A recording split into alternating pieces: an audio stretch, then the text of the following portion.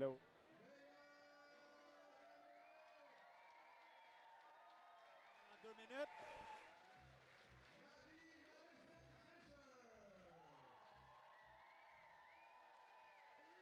So we're live.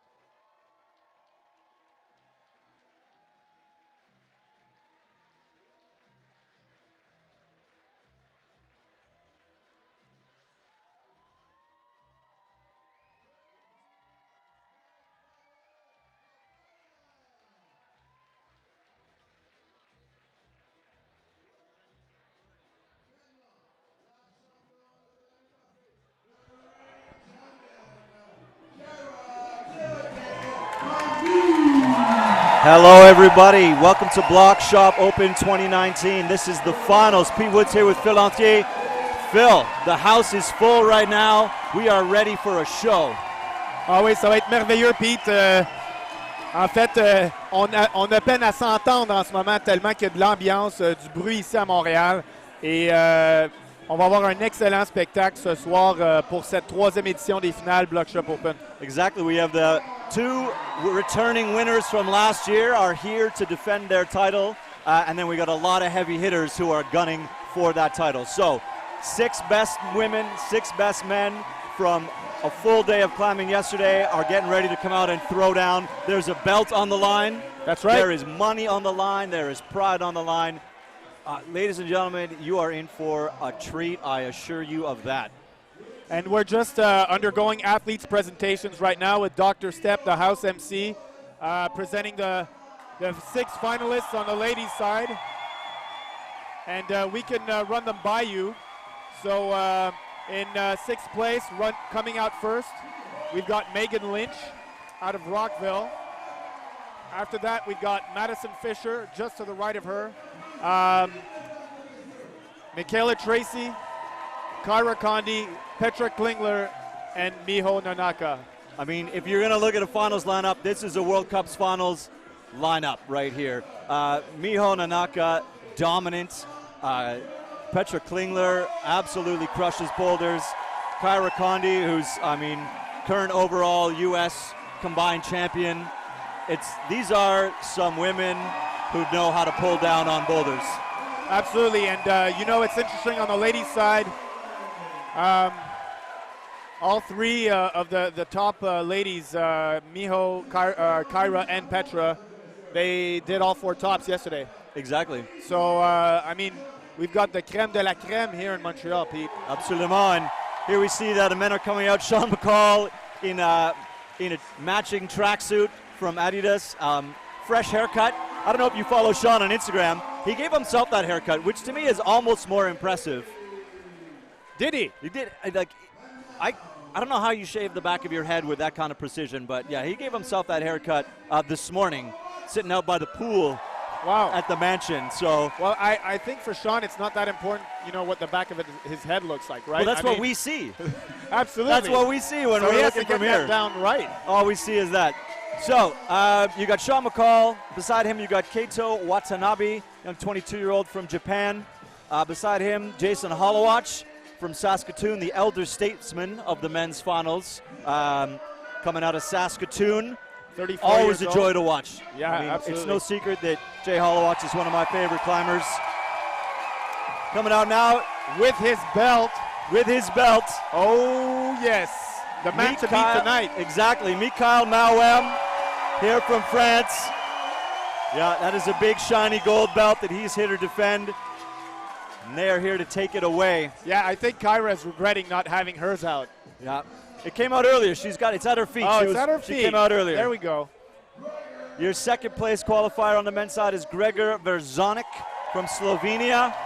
Showed yesterday that he's got the chops to take a swing at that title. Yeah, Gregor, for those of you that have tuned in for the numerous World Cups, over the last year or two have seen that this guy is, packs a punch, really strong climber, has won in Munich in 2018 and was really solid yesterday, Pete. Really solid yesterday. And then your top qualifier from Japan, Yoshiyuki Ogata, who floated up boulders yesterday, crushed them. He looked like he was working, but he never looked stressed. I mean, this guy's coming off an Adidas Rockstars win just a week ago. He won in Vail this year. A really strong young climber from Japan.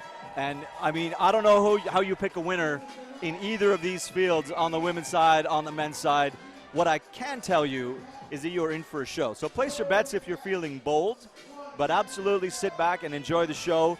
We're going to run through a preview of the boulders. So we got some time to look at all the boulders. And they are a treat. So obviously, Phil, you and I got to chat with the route setters. We get up close and personal. We get to grease up the start holds. And we're going to give you a little bit of information right off the top, but we're not going to give everything away. You're going to see the movement when these guys are climbing. These women are climbing these boulders. Women are going to climb on blue boulders. Men are going to climb on yellow boulders.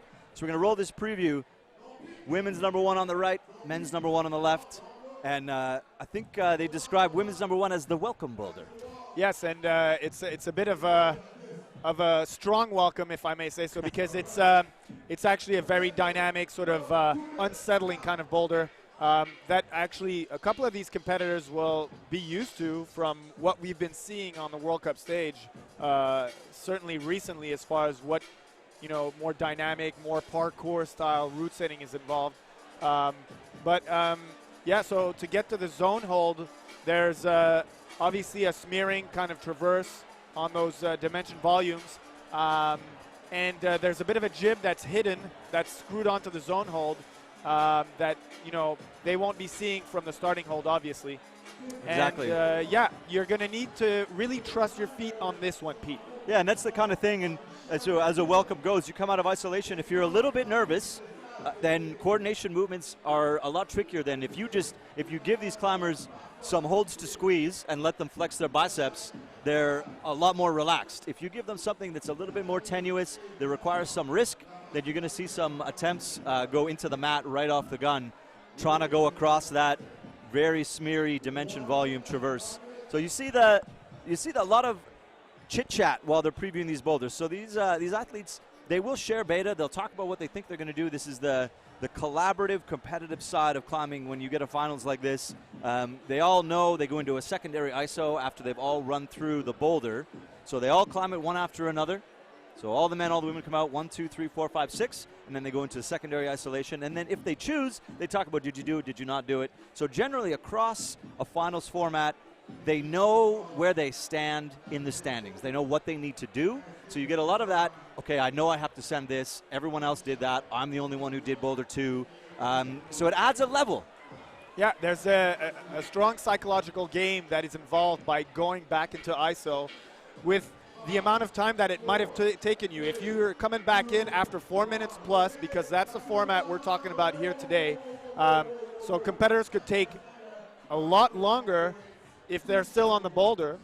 But, people back out in ISO will know if they are coming back early what happened. Exactly, and it's kind of a really interesting balance of if you want to know if that's good for your psyche to know what you need to do, or if it's bad for your psyche to know that someone's climbing better than you or what you need to do. And interesting, I spoke with Sean yesterday at the end of the semifinal round, and he said, basically, you just come out and just keep fighting. So it's if you fall off or don't fall off, if you send or don't send, no matter what anybody else is talking about or doing, you still have to come out and run the boulders. So you have to play your own game the whole way through, and that was something that we're definitely going to see here. Is you might be disappointed, but you're going to come out, even on the last boulder, if you haven't topped any, you're going to come out swinging because you want to send some boulders. So yeah, interesting look here. You see a big spread of blue slopey holds for the women, and the men, not a lot of holds.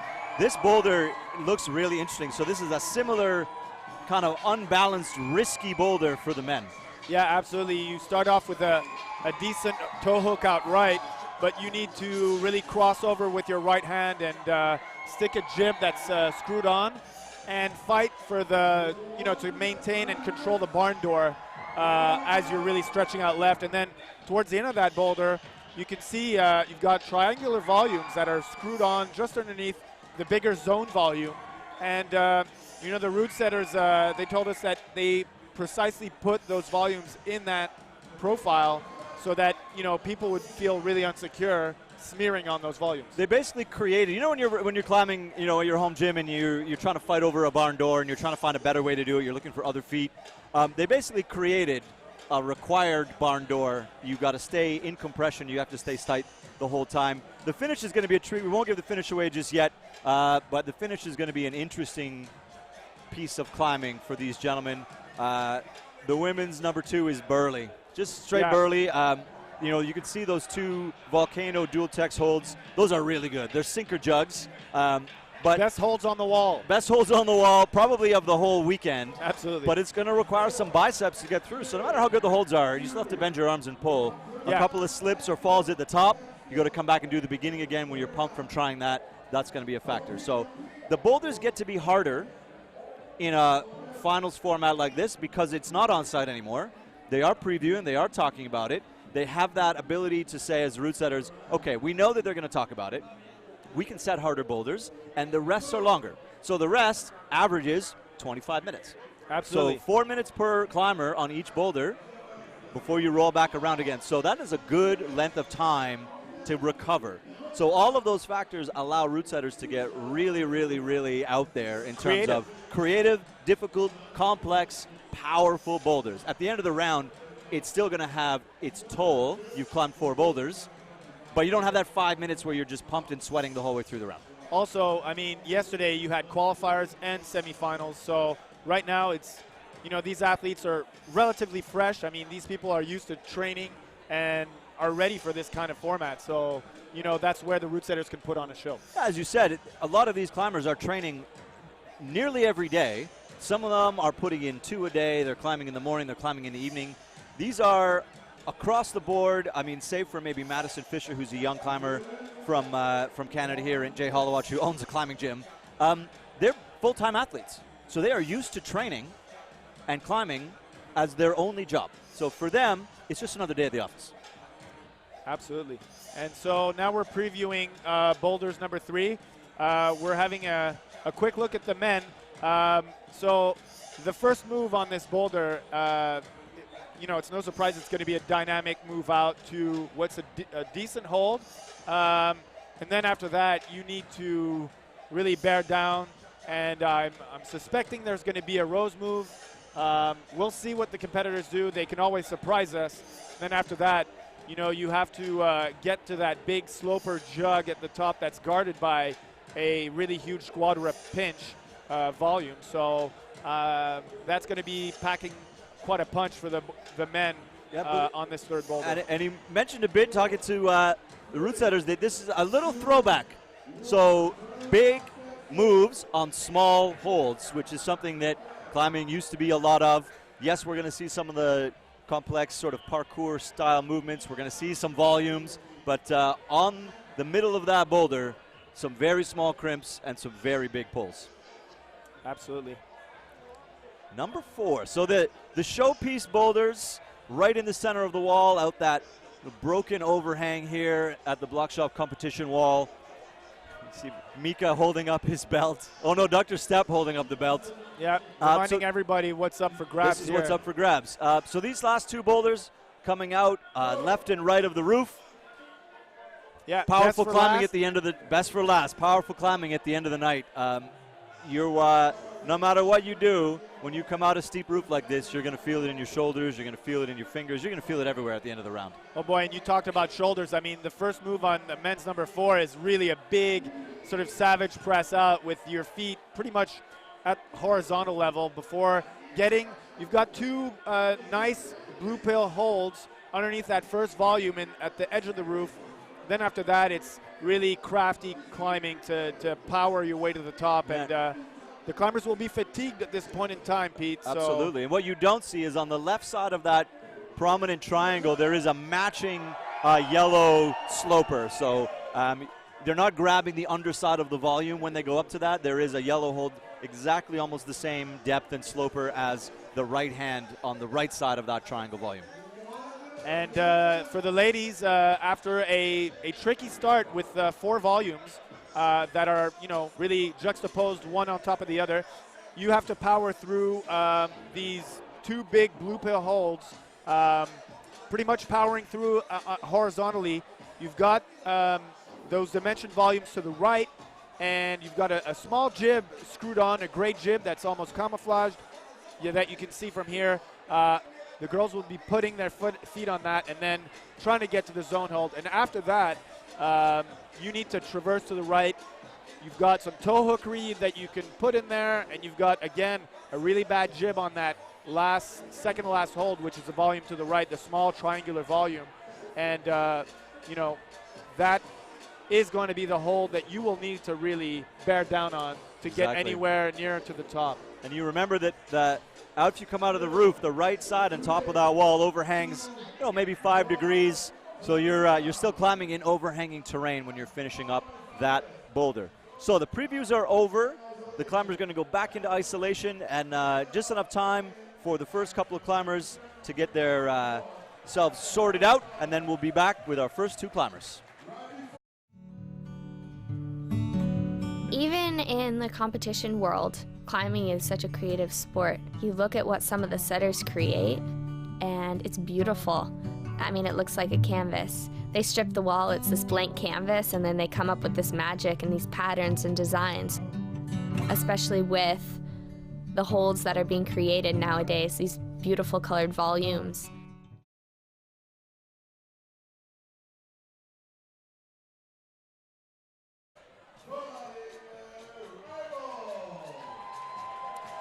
So a comp like this, ladies and gentlemen, does not go down without really significant sponsorship. The Bloc Shop crew have been very diligent over the last couple of years in getting the big sponsors in order to put on a comp of this size. So the North Face, Dimension Volumes, Scarpa, and Red Bull are partners for this event. They're what's making the top end of this possible. It's $12,000 in the purse, $3,000 for first, $2,000 for second, $1,000 for third. And that money is coming because we have these big-time sponsors. We have Blue Pill and Onsite, who are gold level sponsors. You see a lot of Blue Pill holds on the wall. Flash is a silver sponsor. Then you have Viori. And then sort of friends of the event, we have Black Diamond, La Sportiva, Tanaya, Friction Labs, and UB. You absolutely need to thank the Bloc Shop for putting this event on. All of the staff that are putting their time in. The ownership group for having the vision and then bringing it through to what we're looking at now, which is the 3rd year of the Bloc Shop Open. Yeah, and we just saw Fred Charon, give a high five to Dr. Stepp. I think, props to the Charon brothers, Nick, Fred. Fred is a head route setter here, but also Michel and Chloe, part of the Bloc Shop family. Obviously, it takes a lot of vision and dedication to put on a comp that year after year keeps improving. They're stepping it up a notch. I mean, just this year, they got their own beer for the competition. The Bloc Shop Open Pale Ale. Yeah, they absolutely did. So if getting your own beer isn't making it, I don't know what is. It's bigger than hip hop, hip hop, hip hop, hip hop. One thing about music, when it hits, you feel no pain. White folks that controls your brain. I know better than that. That's game, man. We ready for that. 2 soldiers head of the pack. Matter of fact, who got the gat and where my army at? Rather attack and not react. It's bigger than hip hop, hip hop, hip hop, hip. It's bigger than hip hop, hip hop. All right, we got Sean McCall on the mat chalking up. We got Megan Lynch on the mat chalking up. We are about to get this show on the road. On est prêt, Phil. On va commencer bientôt. Sean est prêt, Megan est prêt. Est-ce que tu es prêt, Pete? Moi, j'ai prêt. T'es prêt? Je ne sais pas. Là, je suis fébrile. Je capote un peu. Les blocs sont malades. L'ambiance est folle. Peut-être que je suis prêt, ouais. Ouais. All right. So Sean squeaked into finals from semifinals. I think for those of you that tuned in yesterday, he really he made a gutsy call, I think, on boulder number 1 yesterday in the semifinals to forego about a minute and a couple of seconds left to do another attempt on that boulder, which was a boulder that other competitors had climbed pretty consistently. But he managed to do boulder number 2, which was really, really hard, which only 2 others managed to climb. And from there on, he made his place into finals. You know, a veteran call is what I would say. Exactly. Sean and displayed. He did mention that yesterday, that he made that conscious decision to save some. He was having problems. It was getting him into a bad headspace. So he chose to walk away to save him that sort of recurring getting down into the spiral, and decided, I'm going to put that one away and look forward. So you get a good look at Megan trying to dial in a move like this. If you go too far, you overshoot it. If you don't run hard enough, you undersell it. So Sean getting established on the start and then making this sort of jump and catch. So both of these are left moving foot stab, catch a hold. They're very similar the way they climb. Fundamentally different the way they're put together, but they do climb in a similar style at the very beginning here. That first move, yeah, that absolutely. First move. You know, if you're going to get welcome to the Bloc Shop Open Finals, there's a pretty good way. Yeah, and we're seeing Megan here trying to get that left foot to stab out to the volume that's the most to the left. Yeah. And meanwhile, Sean, progressing in all of his attempts as well. Yeah, and that's sort of a learned movement. So you got 4 minutes to take something that you need to figure out how hard to push, how hard to squeeze, where your feet need to be. So it takes a few tries to roll it in. And once you get it dialed in, you get it dialed in. And it said that getting established on the start is pretty easy, but then it's uncomfortable to leave the start, and that's often the case. I mean, I've definitely been on boulders where I don't want to leave the start. Yeah, and that's exactly what Manu Weigel of the route setting team was telling us. There we go. Is that, and here we see Sean getting through that initial section. Getting a big swing. Yeah, with the double. Good work from Sean McCall. Amazing. Solving that jump right away. And now here, a hard transition. And that is going to be a top for Sean McCall. And that's the added bonus of having Sean come out first, is that the crowd is already pumped. Yep. And behind the sole Canadian climber on the men's side. Sorry. Oh, and Megan. There's Jason Hall as well. Sorry. But Megan, right after Sean, sticking the opening move. Now, you see her just not quite getting to that no shadow that you can see better from this angle. A minute to go. She's got to get pressed over there. She's got time. It's 4 minute plus. She knows what to do to get to the zone. So I think Megan will be confident in doing that. And Mark, a good question on the live stream. Men's 1 is a shallow overhang, and then right after the zone, that break in the wall tips back towards the start by probably about 15 degrees. So the middle triangle is a gentle overhang, and then the left side is quite a bit steeper.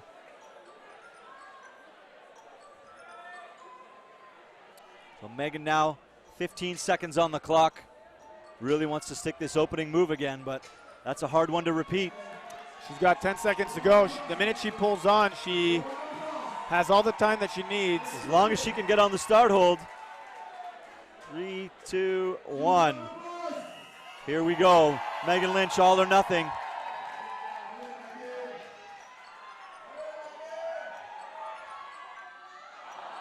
Just missing. Strong effort for Megan Lynch. She's got herself a zone. Not to be discounted in a comp like this. Every zone is one step closer to where you need to be. Strong effort on a hard boulder. And I just have to, comment again on the beta Sean used, the double dyno to the left, blue pill, sort of diagonal jug. I mean, it's a jug. It's just not positioned in a way that, I wouldn't necessarily be able to catch it that way. So it was really impressive to see him bear down that way. And you don't have a lot to generate momentum from. So zone hold is a pretty bad crimp, and you're coming out of an undercling. So it's not like you're you have a lot to squeeze and pull on to be established with. You're generating momentum with your lower body. You saw him with a big left leg swing. So that was pretty key. You might see some of the taller climbers. I guess that's probably only Mika managed to stick that in a big iron cross. But Sean showing us what the double looks like. A really composed finish to that boulder as well. Madison Fisher, young Canadian, 18 years old, from Ontario on the big stage. And Keito Watanabe, 22 years old, here from Japan. He's been in town for a little while, I think, a couple months maybe, a month or so. He was here for the Jackalope back in August, so he's been here for a little while. He's been crushing. And made that very easily. My goodness. He's going to pogo or moon kick out. Wow. It's a really good flash attempt from Keito. You see Getting that the heel bendy in. heel.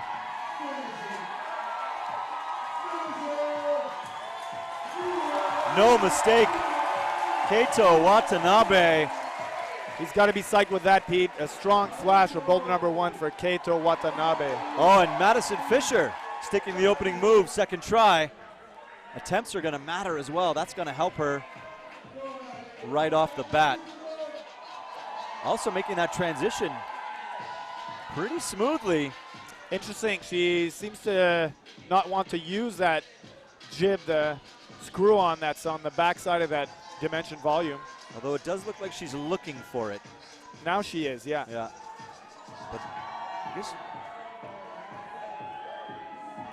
So now you got to get into a press situation, and the feet, as perfect timing, the feet aren't good. They are not. You need really, to smear with confidence on those volumes, and that's what the root setters were telling us.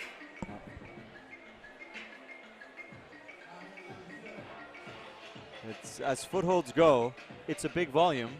It's just the wrong face, in the wrong direction, on a bit of a gentle overhang. So Madison having a good look. She knows she can get to the zone. It's just going to solve what to do at the top. So take a minute. Yeah. You know you've got that. We're running 4+. So when the clock gets down to 0, as long as you're on the wall, you finish that last attempt. The World Cup has moved away from 4+, but comps like this where you are doing what you want to do for the show, 4+ is an excellent format and allows you that one more attempt. Absolutely, Pete. I agree. I think it's the best format for bouldering showmanship. And it's fun to see it there. And we were talking about different comp formats earlier today, and I feel that that's something that's fun on unsanctioned comps, is how to mix it up. I mean, you got comps now like we were talking about this, hotter than chicken. Yeah. Like bringing in spicy chicken. You got to eat a dozen spicy wings and then go rock climb for a couple hours. I mean, that's crazy. You get people that are running campus competitions. You got the TBF Masters comps that are going on. Each one of those is a different format. So there was one going on yesterday, and it was basically a flash-style scramble finals. So the first climber to do a boulder got more points. So there was an advantage to being the first to try and do a boulder, which, I mean, why not? And was everybody out at the same time? Or they were all out together. That's crazy. In a scramble style and just getting on boulders. Allison Vesler's climbing in that comp. And then heavy hitters in the final. Alex Fritz, Dan Woods. Like it was a really heavy-hitting field, climbing in a completely different style. And I was talking to Alex Fritz earlier today, and he was saying that he's really interested in the. There we go, Madison sticking that move again. A couple of misses. This is going to be it. 15 seconds on the clock. Can she solve the top fill? There's a press. That looks really good. Yeah. She's working, but that looks good. Maddie Fisher. Great effort. Yeah, that's tough luck for Maddie.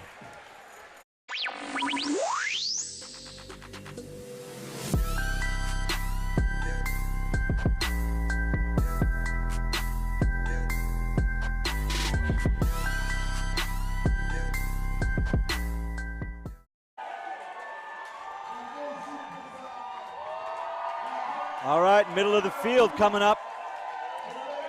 And so all two male competitors so far have climbed boulder number 1, but Kaito's got the edge on Sean so far with a flash. Exactly. Madison Fisher just ahead on by virtue of getting to the zone on her second try. Although I suspect with the likes of Kyra, Petra, and Miho, Michaela coming up behind it, we're going to see some tops on women's boulder number 1 as well.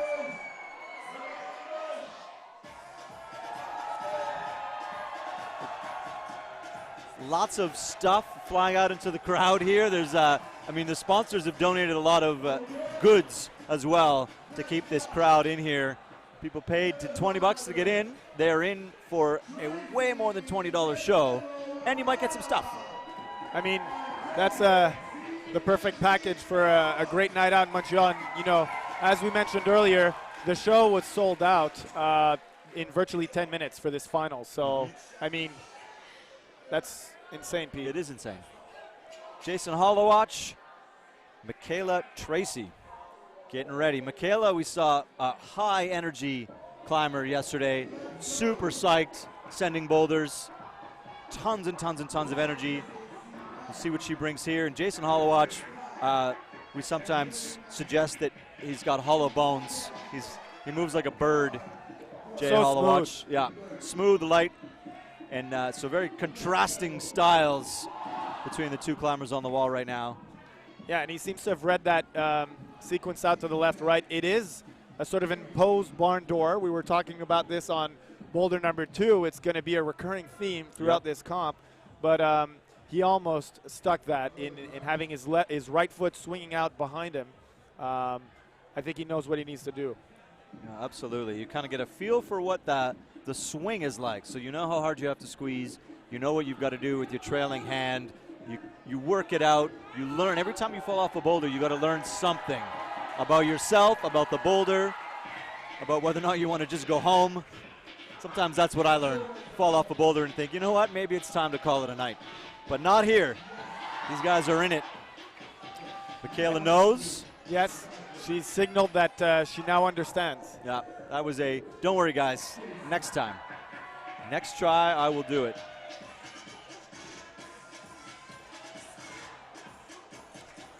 Yeah, and this sequence, you know, on the beginning, the start on men's number 1, Manu Weigel of the route setting team was telling us how hard it is to get out of that starting position.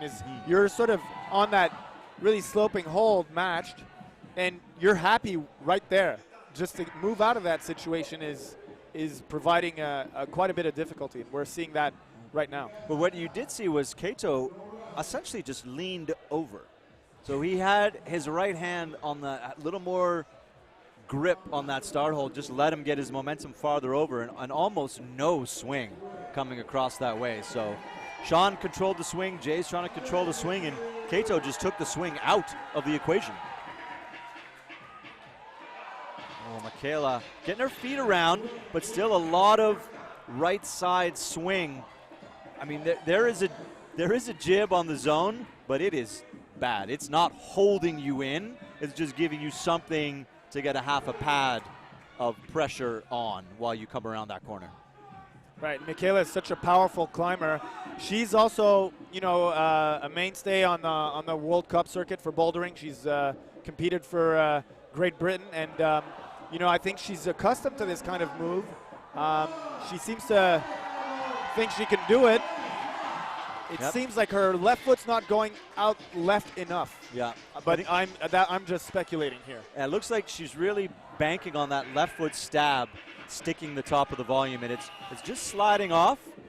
But she is solving this movement a piece at a time, and I think, oh, Jay, I want him to get his right hand through a little bit sooner.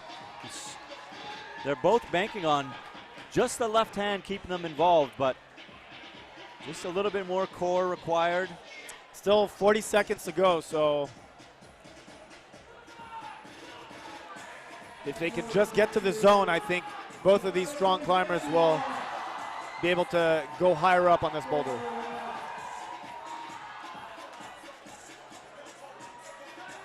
You got to get your hips in. Yeah, it's like Shakira said, hips don't lie. I'll give you that one. All right, Jay Hollowatch, 10 seconds. Oh, Michaela, that was almost the one. The last shot, both of these guys. Jay Hollowatch just not quite having enough, and no tops this time.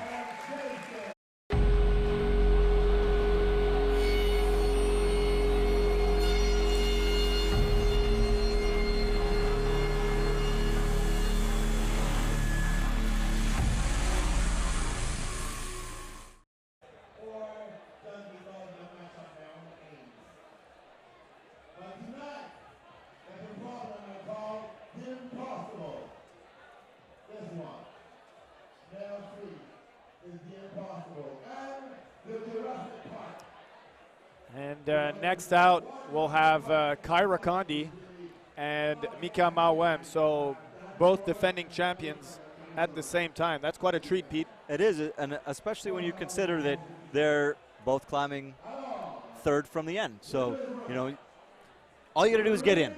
It doesn't matter where you sit when you come out for finals. I don't think we're worried about countbacks at this comp in any way, shape, or form. So our defending champions are going to climb beside each other, and they are both very, very capable. Mika Mawem is a beast.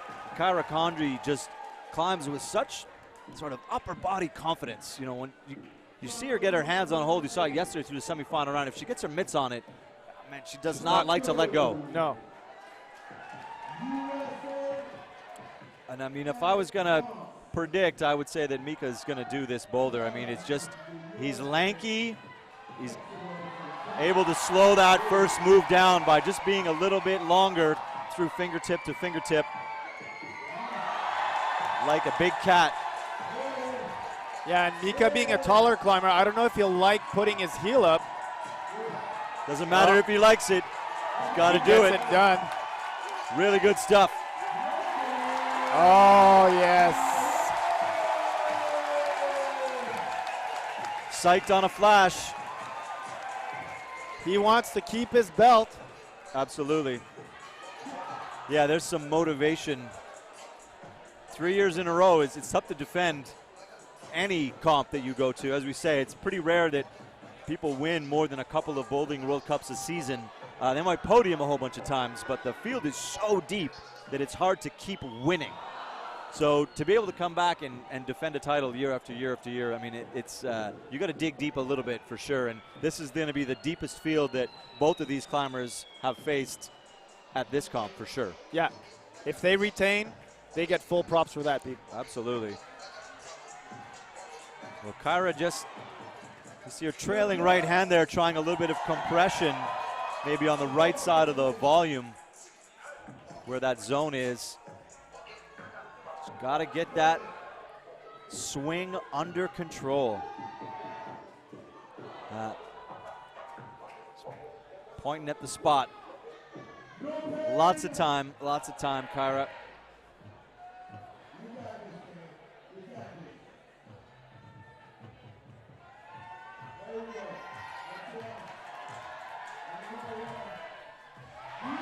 Oh, you see that right hand drag, slowing her down enough. And I think that nod maybe tells you that she's got it sorted out now. And if not next try, then within a couple of tries, we're going to see her stick this zone.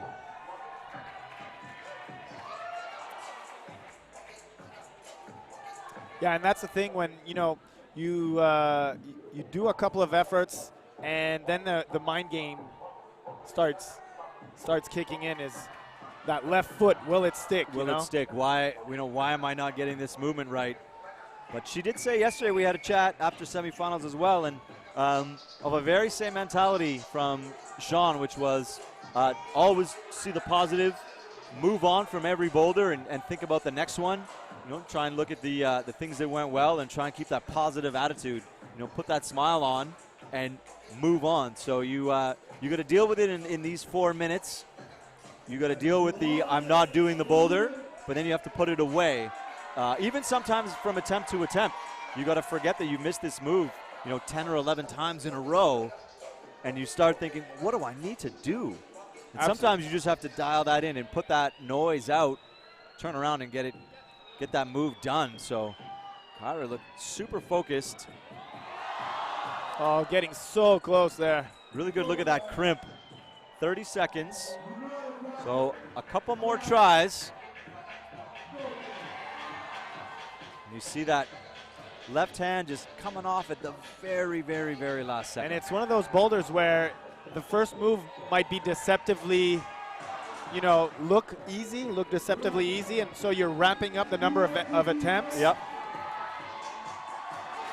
Oh, 5 seconds, Kyra Condi. One more. One more. Allez, Kyra. Oh. I thought just for a second that we were going to see a time expired send. No such luck this time for Kyra Condi.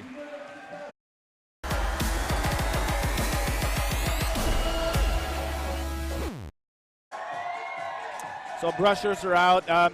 Just a quick shout out to the route setting team here. I mentioned Fred Charon earlier, one of the masterminds behind the Bloc Shop routes. He's the chief setter, but we've got Romain Cabessu, Manu Wiegel, and we've got Fabian as well from Germany. So 2 German route setters here. And basically, this trio, Romain, Fred, and Manu, they collaborated earlier this year at the Dock Masters in the Netherlands. And one interesting thing is that they've decided to collaborate again in visiting each other here in Montreal. And so both Manu and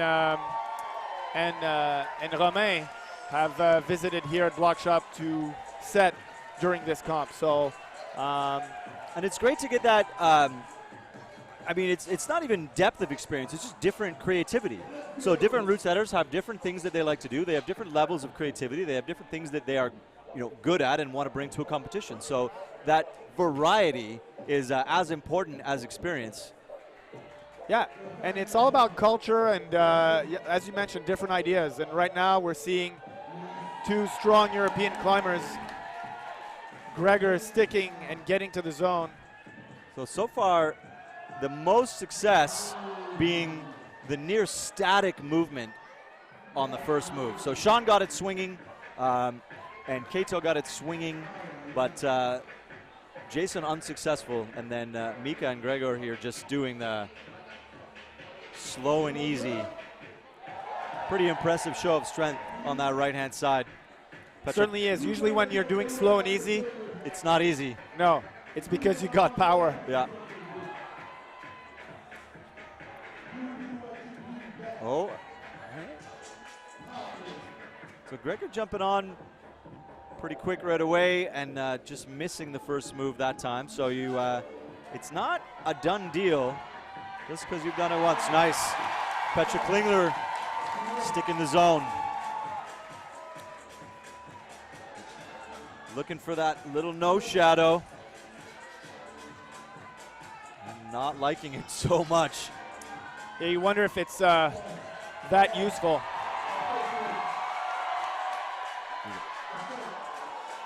I mean, maybe just enough. Yeah, grabbing it as an under scoop. Kind of a really, you got to be in so much compression here. I mean, you see the effort exerted. This is not an easy finish. Yeah, Petra digging deep here. Gentle overhang and then nothing to grab. And the house is packed and roaring for Petra Klingler. That is a really, really great top, and catapults her back up to the top right away. And like a true sportsman, she's brushing off the holds and then brushing she's brushing Gregor's. for Gregor. That's fantastic. That's great sportsmanship. I love that. From Petra. Amazing. Yeah, she's got tons of energy, almost always has a smile. She was in Calgary actually last year. She came through, she was doing some clinics, climbed at a local comp in Calgary, and people were just like, this is amazing. Petra Klinger's in our gym, climbing on our boulders at the same time. It was a really, she was tons of energy, really positive, really fun to have around in your gym. So yeah, that doesn't surprise me to see that here. just a great attitude from your 2016 world champion. Yep. Not to be understated. No. 2016 Boulder world champion. Gregor sticks the dyno. He's gonna go, wow. Wow. He's just gonna.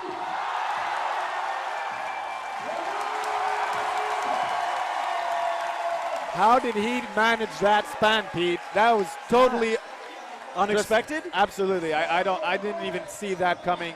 Wow, that was a pretty impressive show of shoulder stability to make that reach and just, I mean, the bottom of what he grabbed is not part of the usable part of that hole. That's just a little bit of friction in order to get his momentum farther to the right to stick the meat of that hole. That was unconventional and really interesting, and a little bit of risk here to get that match in, but no mistakes from Gregor Buzonic.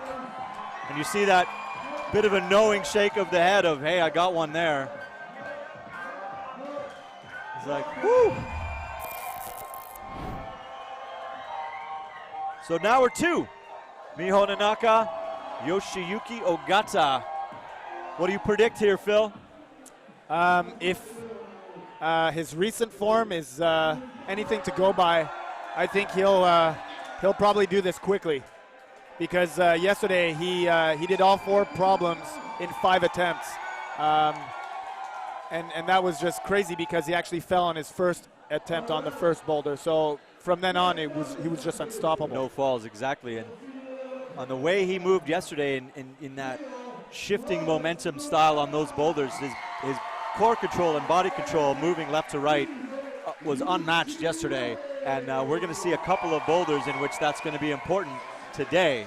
So I think you're right. I think we might see a flash. Miho, I mean, if you can get the first move dialed in first time, I don't see an issue with her not finishing the boulder if she sticks the zone. I think that's going to be coming down to, do you get the momentum and the footwork, the complexity on your first guess, or does it take you a couple of swings?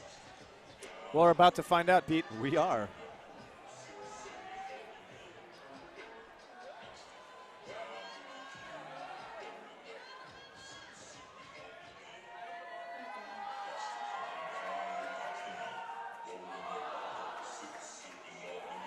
Yeah. So Yoshiyuki displaying so much ease in popping out to the left.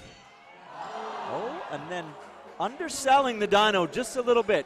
Yeah, I thought he looked like he hesitated there. Yeah. Like sort of, wasn't really sure of what he wanted to do, and I don't think that's something we're accustomed to seeing Yoshiyuki do. No, it's like he thought about where to bring the momentum from, and you saw him, he had his left foot on, and everybody else has put a little bit of swing in with their left foot, with their right foot on that. So, he adjusts, and we'll see what he does here, but ain't no thing, Yoshi.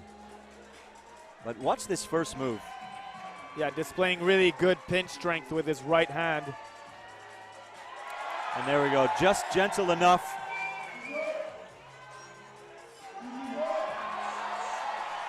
Miho sticking the first move. So Yoshi getting up high. No mistakes. Second go. And Miho, I guess this is probably, third try. She missed the first move twice. But just going and feeling that volume out. How good is it? Where do I need to put my feet? Learning on the fly. Yeah.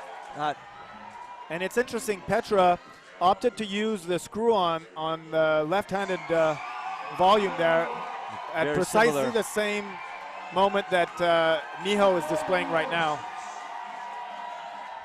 Getting that right drop knee dialed in. And that puts Miho on top because that was her second attempt. Third attempt. Third? Third attempt. But that's less than Petra, Yeah. for sure. Yes, absolutely. Great top from Miho.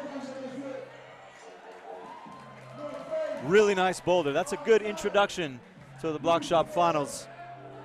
And we are going to go all the way to the left side of the wall. I'm excited to see men's number 2. I'm excited to see women's number 2 because it's going to be a pretty good bicep show, and the top looks just nasty We get a little leaderboard here.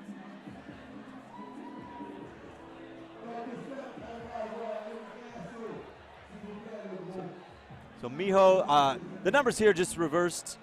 This is the order they came out in. So don't read this as the 1 to 6 stats, but this is the climbers in order and what they've done. So Sean with the top, Kato with a flash, Mika with a flash, and then Yoshi and Gregor with tops in a couple of tries. So Kato and Mikael are on top by virtue of their flashes right now. So I love this. We get a leaderboard. After every boulder, we're going to show you what's been done.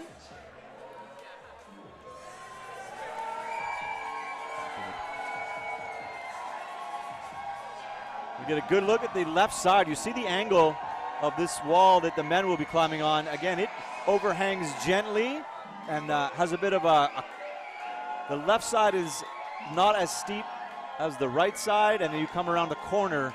So the start is, from a bit of a come around from you say there, the very, very start. That side tips back towards the middle of the room, and then the face is a bit of a gentle overhang as well. And then, of course, we all know the big cigar box feature of this rolling steep section on the comp wall. Yeah, the angle of the wall just slowly kicks up. By the time you get to the top, you can make the holds really bad because the angle is softening a little bit for you. So we're going to welcome back Megan Lynch and Sean McCall making their way across the floor. The long walk from ISO.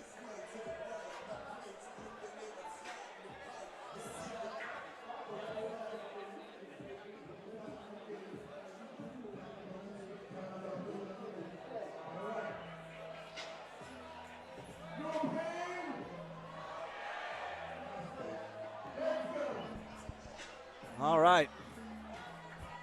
4 minutes on the clock. Here we go.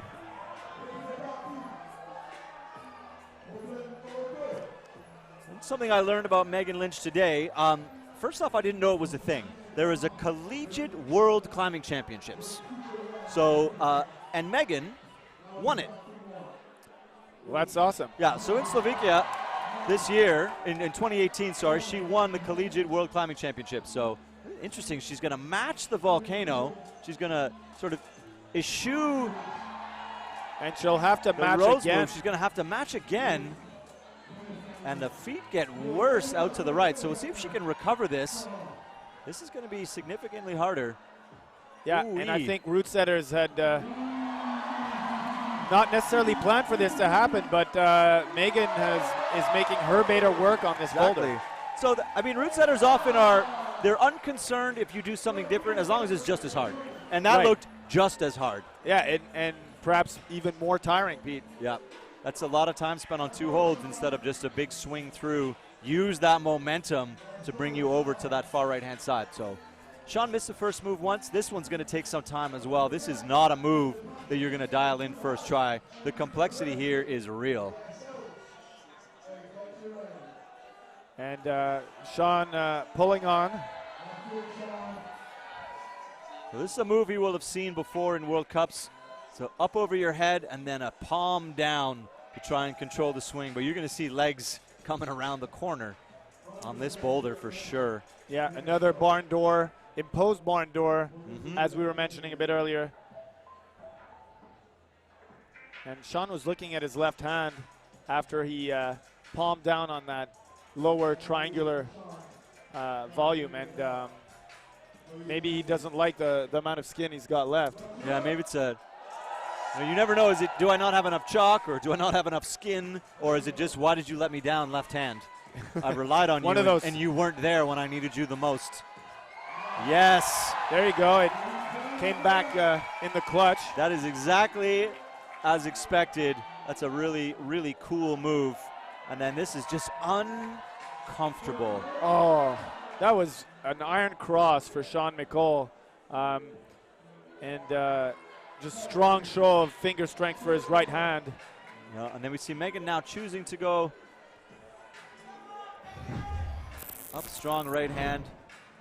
Really good look at this. How far that is. You see his tries to readjust, turn that into a palm to keep moving over, and just unable to hang on. And that's a bad crimp too. I mean, I don't think that there are any good crimps. If we say crimp, it's a bad crimp. So just know that there are no really good holds. You have to, you know, travel to it dynamically, perhaps one arm. Exactly. We'll give you a good hold, but wow, you're going to have to work to get there. So Megan Lynch, after having stuck the first move on her flash attempt, is having diminishing returns on getting into that first big pocket. So Sean will have got the zone here, but he's going to run, obviously, try and get to the top. 30 seconds, a couple tries left. A couple tries left for Megan as well. There you go. And Sean is used to putting on a show here in Montreal, won the 2015 Canadian National Championships here in pretty dramatic fashion. There he switches that palm sooner. Really good stuff from Sean McCall. Yes. Now we're going to get a look at Sean's decision for the top. Everything is pushing you to the left. Sean McCall, yes, with a top as time expires. Wonderful stuff, Sean McCall. Showed some true resilience there after missing a few attempts at the beginning, a few attempts at the middle, and then changed his beta just a little bit. Look at the top of this boulder. The whole boulder is leaning you to the left. You're getting no help from the holds. This is all about control. Little shady toe hook. And beautifully a little nod. Executed by Sean McCall, who's, I gotta say, he's got a flair for the dramatic, for the, you know, for putting on a show, and he did it again with no time left to spare on the clock. Yeah. Excellent stuff, Sean McCall. So Megan will walk away with a bonus on the first, but nothing other than that.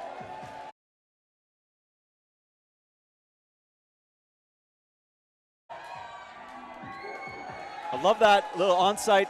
I mean, we have outdoor gym climb. I mean, what do you call it? There are granite boulders that were brought in, put down in the grass outside of the Big O, and they're for climbing.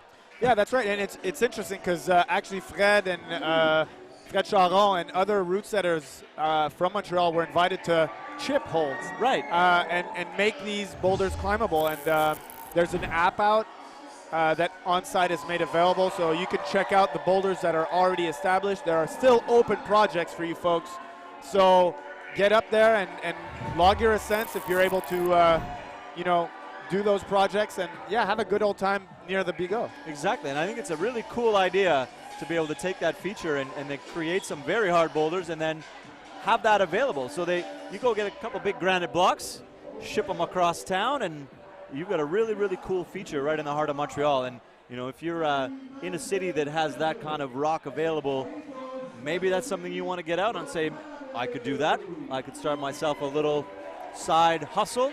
Yeah, absolutely. And you know what? I climbed on those boulders just last week, and they're actually a lot of fun. Some good movement on there. And Montreal is becoming a really nice climbing city. A lot of, you know, established climbing gyms here.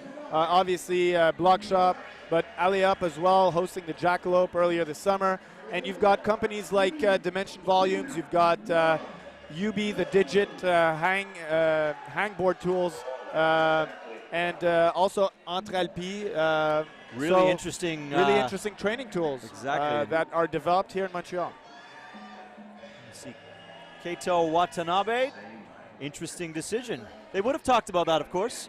You know, they would have discussed whether or not they could hold a double to that little tiny crimp. As we get, Maddie Fisher just swinging out of that first pocket. Having a look at her fingertips. Yeah, it's a burly move. You know, we saw Megan sticking at first go, but then might not have had enough in the tank to repeat that single move, which is what you need to actually get established and move further on the boulder. Yeah, I always think it's very interesting when route setters can make you fall off really good holds. Really interesting. So Keito breaking the sequence. Yeah. I don't know that that's any easier necessarily, but He's making it work. Dropping that knee, getting a really interesting angle here, and he's dropping down onto that jib, which is going to be his next foothold. And trying to recover from where he was, trying to sort of shift his feet around, I suspect, by grabbing that jib, and you just saw him just endlessly drift to the left and eventually have nothing. There's nothing on the underside of what they're brushing right now. It's just a volume, so there's nothing to catch your swing with other than what your core and your feet are capable of doing. Yeah, and again, it just shows how those two, volumes, triangular volumes that are just beneath the zone hold are uncomfortable to smear on because they're just on that angle where it's going to have you doubting. Yeah, and I would imagine that's the kind of foothold that you put on and rotate, a dozen times. You put it on, you try to move, you put it on, you try to move. It's too good, it's too good, it's too good, and you finally get it to that point where it's just perfectly hard enough. And I think that's the key to the middle of this boulder, is how well placed those two triangle feet are. If they're any better, the move is easy. If they're any worse, it's significantly harder. So really nice piece of root setting, paying attention to the details. And it's also interesting to see Kaito really trying to mix it up and, as you mentioned earlier, break the sequence. On that zone hold. Oh, look at that. Madison Fisher holding the big swing. Also electing to do a lightning match to get across there, and is going to try and leave room.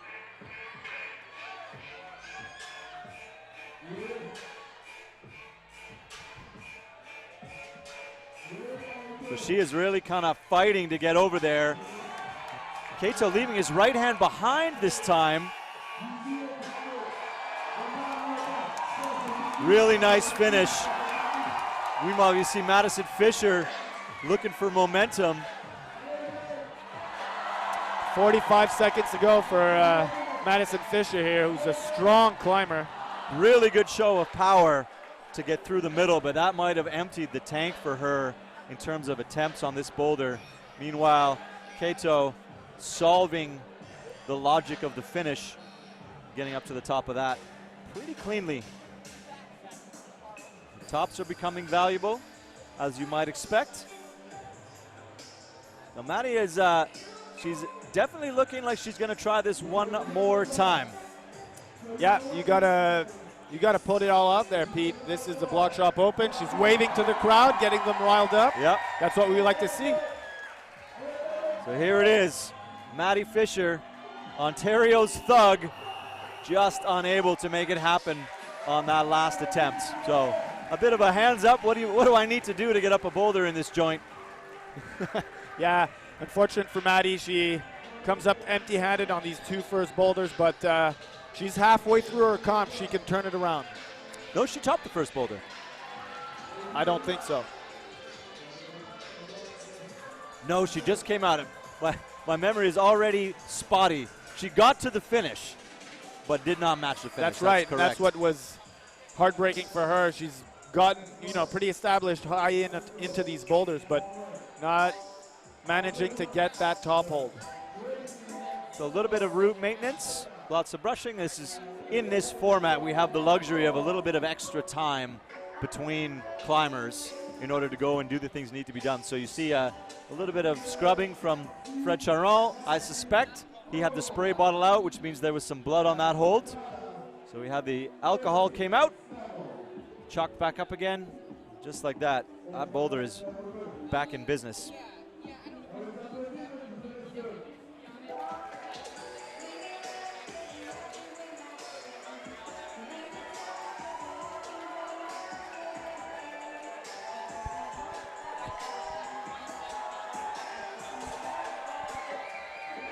Jason Hollowatch, Michaela Tracy. Jason will be thinking that he needs a top after being the only person not to top the first boulder. So, shake it off, Jay.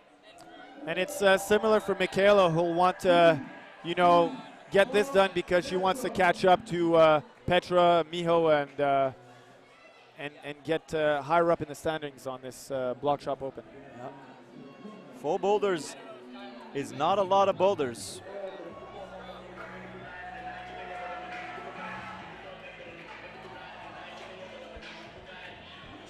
Jay getting it right, but not quite enough control on the swing.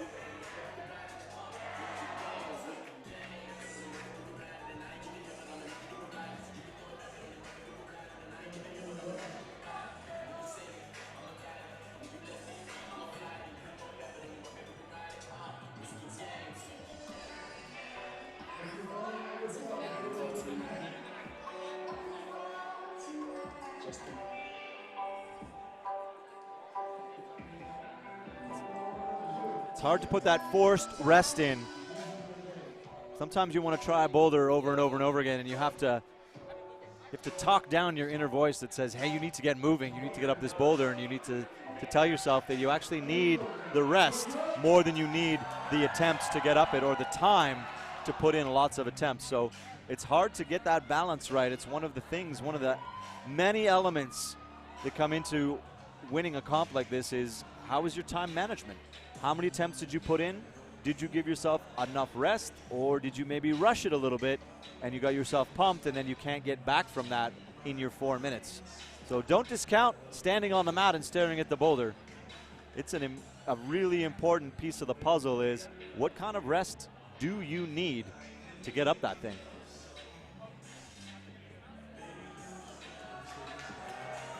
And Michaela Tracy is an experienced competitor, and here she is. Oh, thought she was about to reel that in, Pete. Yeah, you just saw a couple of fingers popped at the last second. But she's inching that much closer to sticking that move and probably going much higher up on that block.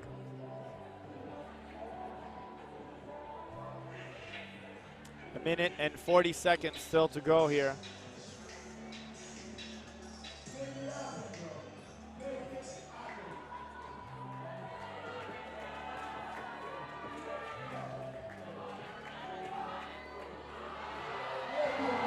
There you go. Yeah, right on. Will she do the rose move or no? Nope. Opting to match. And she'll have to do that again, logically. Looking like she's going to definitely try and, no. So you kind of throw the toe in and see if there's room. Oh, that's great stuff. There you go. She's not here to mess around. No. That is a... And then you get an idea of how slopey those last two holds are. Somebody that could campus across those moves, and then as she pulled up to that, just unable to generate any friction whatsoever. So the top of that boulder is guarded by a couple of very slopey holds. Yeah, and you need to really compress through that sequence, Pete. Not yet seen anybody really manage to latch the hold that Michaela was reaching to. And control it, so. And look like they were going to. You know, it's one thing to get up high enough to get your mitts on it. It's quite another to be able to get up there with enough control that you're going to be able to stick it and then move again. Oh, Jay with about 20 seconds to go, 10 seconds to go now, trying the sequence that we saw Kato go with, which was that little double. He looked like he had it close that time. So with one try left, Jay Hollowatch goes back to the original. That was as close as he's going to get. Jason Hollowatch, feeling how hard these boulders are. Yeah, a good look at this lightning match. And then reeling in this campus. Yeah, that's pretty much a good demonstration of her lock-off strength. Yeah, and it may be that you need to have that kind of lock-off strength to get up to the next move. You don't want to be swinging. You don't want to be too much momentum. You're going to need to be into control to hold those next two slopers. So, les blocs sont assez durs.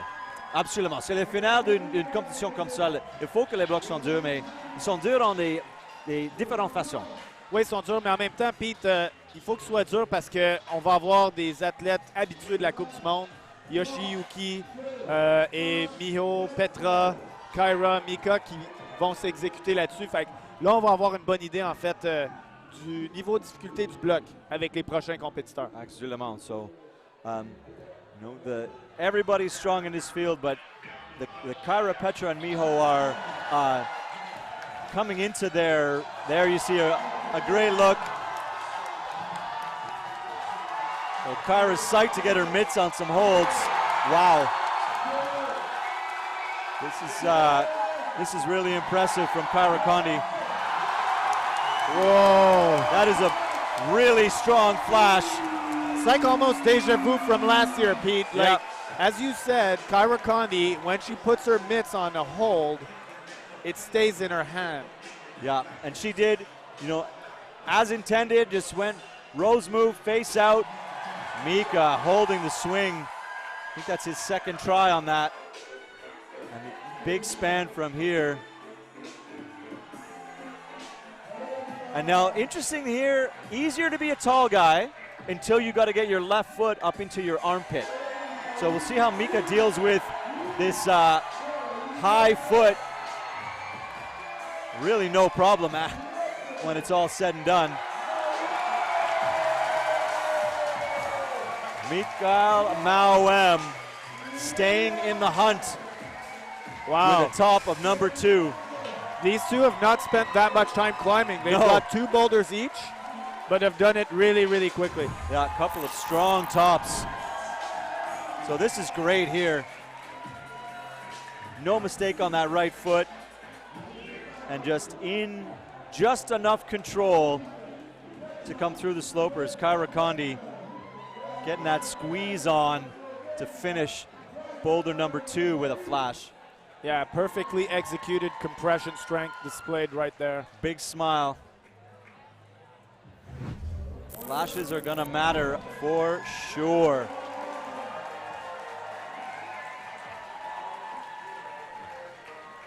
Gregor Vrzonik, Petra Klingler now looking for their moment on boulder number 2. And they'll know that either, one of the other 2 climbers did it quickly. So the pressure's on them now. Exactly. Only a couple minutes passed from when they saw them leave ISO to when they heard the crowd cheer. Petra holding the swing. Giant crossover. Yeah. Oh, figure 4. Oh, yes. And with the here, chalk up. this is Petra's bread and butter, her being an ice climber. Exactly. Ali. Meanwhile, Gregor, after one try, sticking the opening move. Petra Klingler with a flash. So that's tit for tat. Petra saying, okay, Kyra, you can flash this. Well, so can I. So can I. Oh, Gregor. Oh. Holding that first right-hand transition. That must have taken a lot of core effort and then just unable to readjust. He's actually shown us on boulder number 1, he's got quite a bit of core in that huge span he did on that high step right foot to grab the last hole on boulder number 1. So he's got loads of that. Exactly. Yeah, he won't be nervous yet. It's a couple of tries. Figure out the first move, figure out the second move. You get a good look at Petra. Beautiful. Coming over here and then just no hesitation. I'm going to throw a figure 4 in here and chalk up. Little tiny Euro blow here just because why not? And then a really calm finish to this boulder. That's great. And yeah, so Petra is an ice climber. And so for those of you that have been, seeing ice climbing competition, figure 4 moves like that come in really handy. Yes, they do. Gregor flipping the right hand as we saw Sean do. Yeah, but it looked really way too casual for Gregor. Yeah, a little bit longer wingspan maybe made it a little bit easier, but showing you that the transition, it's hard. Yeah, and it's uncomfortable. Gregor here, the route setter Manu was telling us as we were previewing the boulders that this last section, it actually can feel better if you're shorter. Once we saw Sean in that section, he's a bit shorter than Gregor. He had an easier time getting on top of the zone hold, whereas Gregor here, trying to match, looked a bit bunched up. So, but then on the flip side, you saw Mikael Mauem come through there and just manhandle it. That's right. So, I mean, we try to, right? You can try and predict what shape of climber is going to do better in any given body position, but these they'll surprise you more often than they don't. And sometimes they surprise you on the wrong side. So you think someone's going to do something pretty calmly and they end up being unable to do it. And then you think, well, this should be easy for this person. And suddenly they're on the mat. So minute to go. Yeah, and you know what? With these climbers, they're accustomed to climbing everything that's thrown their way, right? And adapting, dealing with the adversity and coming through. So left foot high. If you find a balance point, and I think he has. Gritty effort from Gregor Vezonik, who's top boulder number 2. Yeah, as you say, a gritty effort. A few tries, took that one down to right down to the wire, and see him looking at his hands there, saying, "Yeah, I'm feeling this round right now." Still 2 climbers to come out, and last but certainly not least, Exactly. Yoshiyuki and Miho coming up next.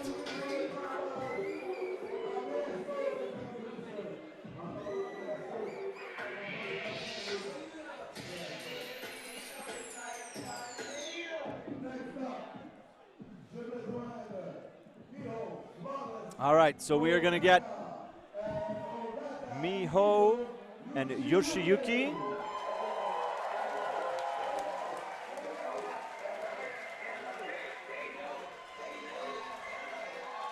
Making their way across the mat.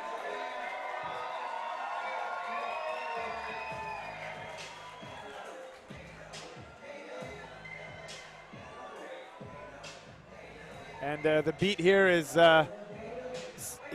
prepared by DJ Funky Falls, and he's on the turntables right now, and the crowd's loving it.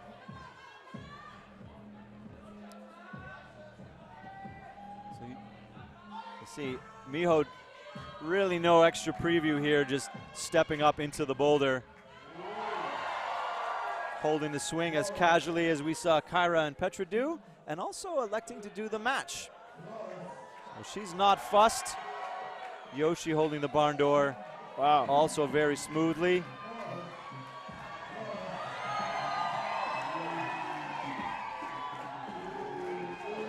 There we go. Miho Nanaka, no mistakes, with a flash of women's number 2. And you So see, the ladies here not letting up. you see Yoshi, he left his left hand, was using the crimp for leverage, and then was unable to get it out of the way as he was trying to match his foot in there. So a bit of a hand sequence undersight, I would say. He realized that he did need to get his foot up there and was not in a position to make that easy transition. So I don't imagine he's going to make that mistake twice. He's not known to fall much these last couple of comps, so. Yeah, and he won't be fazed by that, I don't think, either.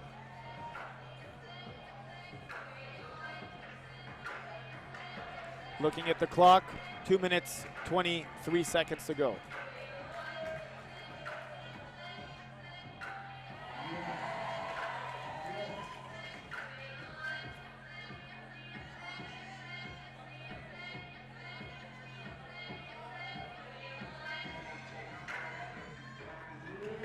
Yeah, and opting for a drop knee like Kaito Watanabe employed. And then, oh, very nice. We're getting a little stem out behind to get established on a finish hold.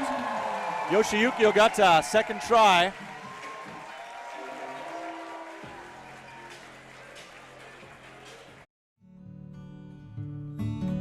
Even in the competition world, climbing is such a creative sport. You look at what some of the setters create, and it's beautiful. I mean, it looks like a canvas. They strip the wall, it's this blank canvas, and then they come up with this magic and these patterns and designs, especially with the holds that are being created nowadays, these beautiful colored volumes.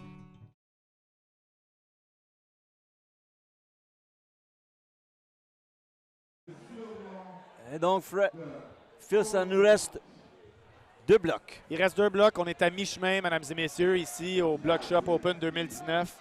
Et puis, jusqu'à présent, c'est entièrement ce qu'on souhaitait voir. Beaucoup d'action, des mouvements dynamiques et des tops. On a eu beaucoup de grimpeurs qui ont réussi. Puis, c'est juste à mi-chemin, en fait. Oui, on a des flashs, mais don't worry.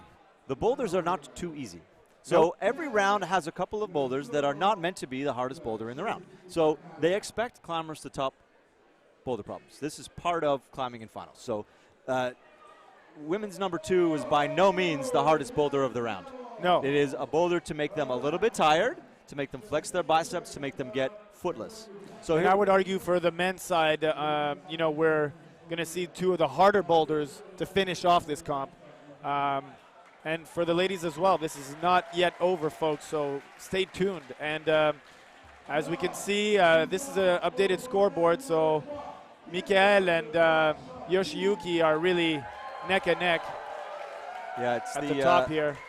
The flashes are mattering at this point. I don't imagine we're going to see a lot of flashes on either of these boulders. The slab looks just delicious. The slab looks like it needs to be done with risk. It needs to be done gently. It needs to have a little bit of power. The finish move looks wonderful. And then the men's boulder just is going to be burly. So It starts off like really tenuous, just trying to establish yourself with all 4 points on those 2 sort of volumes down low. That in and of itself is hard. Yep. And then you got to explode up right, Pete, and latch. Exactly, and you'll see that the crimps in the middle of this boulder are quite small. The crimp on the zone, you can't really see from the angles that we have. It's guarded by a crimp on top, so it won't be a great foothold because they have to be a little bit accurate. You have to be a little bit accurate going to get it. And then here for the women, it's about you need to be a little bit dynamic, but at the same time, you're climbing a slab. I think Manu said it's, well, that's good stuff from Megan Lynch. Slab dancing, I believe he said it was, instead of slab climbing. Oh, and Sean getting that jump done. Coming around also on a bit of a rose move. Oh, Megan wow. Lynch learning how hard the top of that boulder is. Sean McCall. Oh, big span out left for Sean, who had a good heel hook on for, to get himself out there, but he will have to try that again. And so will Megan. She came up really close on that final move, which is a bit of a coordination effort that you need to do, I believe. Yeah, you would have seen her right foot looking to stab onto the triangle volume that the zone crimp is under. So that's most likely necessary that right foot is going to have to be in contact to be able to finish this boulder. Oh, moving very well to that point. Yeah. So getting there is one thing. Matching is quite another. Sean taking quite a bit of time, I think, needs to give his fingers a bit of recovery. And I think he knows what to do, and also not just his fingers. I think the bicep, the huge lock off that you need to do with your right arm to get up to that big squat or a pinch. He's showing, veteran savvy in taking the time to make sure that, his energy is replenished. Yep, and just calm. Not getting shaken up by not having done a boulder is pretty important piece of the puzzle when you're climbing at this level. And Megan Lynch back up here. Can she adjust? Oh, that time you saw really look to the stab. Just came up short. Sean McCall, the one-hand catch. Dialing the rose move down onto that cap crimp. I think you can see it really well here. Yeah, this is a stressful move on the fingers. Oh. And in case you're wondering, somebody of the strength and the ability of Sean being unable to make that move. They don't look very far away, those holds, but it's not how far they are. It's the position that's basically footless underneath. No, it's that is a powerful, powerful move. Megan Lynch, 40 seconds to go. Watch this right foot here. So electing not to try and stick it that time. But Yeah, 30 seconds, choice. one more try for sure.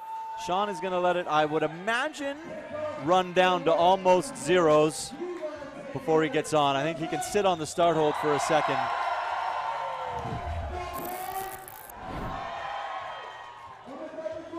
Ten seconds to go. Last ditch effort for Megan and Sean. So thumbs in, but not quite enough. Sean is not going to She's not going to try again. He's happy with his zone and doesn't think it's worth the abuse on his fingertips. And Megan Lynch. What have you got? Crowd is into it.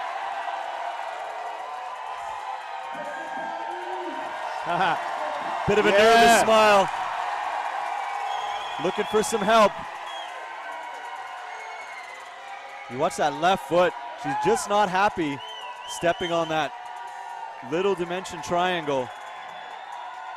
It's not giving you all you want. No. Yeah, the lights were flashing, but that, I believe, is not a top for Megan. Oh, my God. Hands up. And Sean came up to give her props, but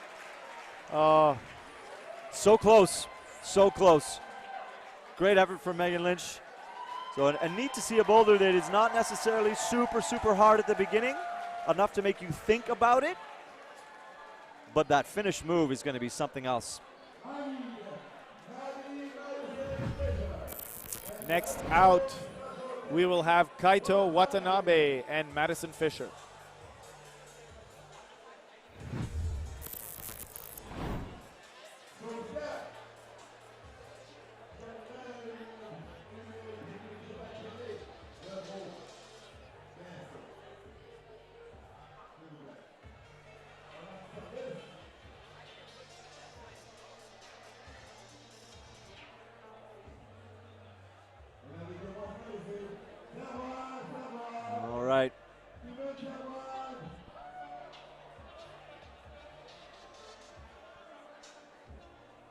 Just a bit of a pause here. We're just gonna.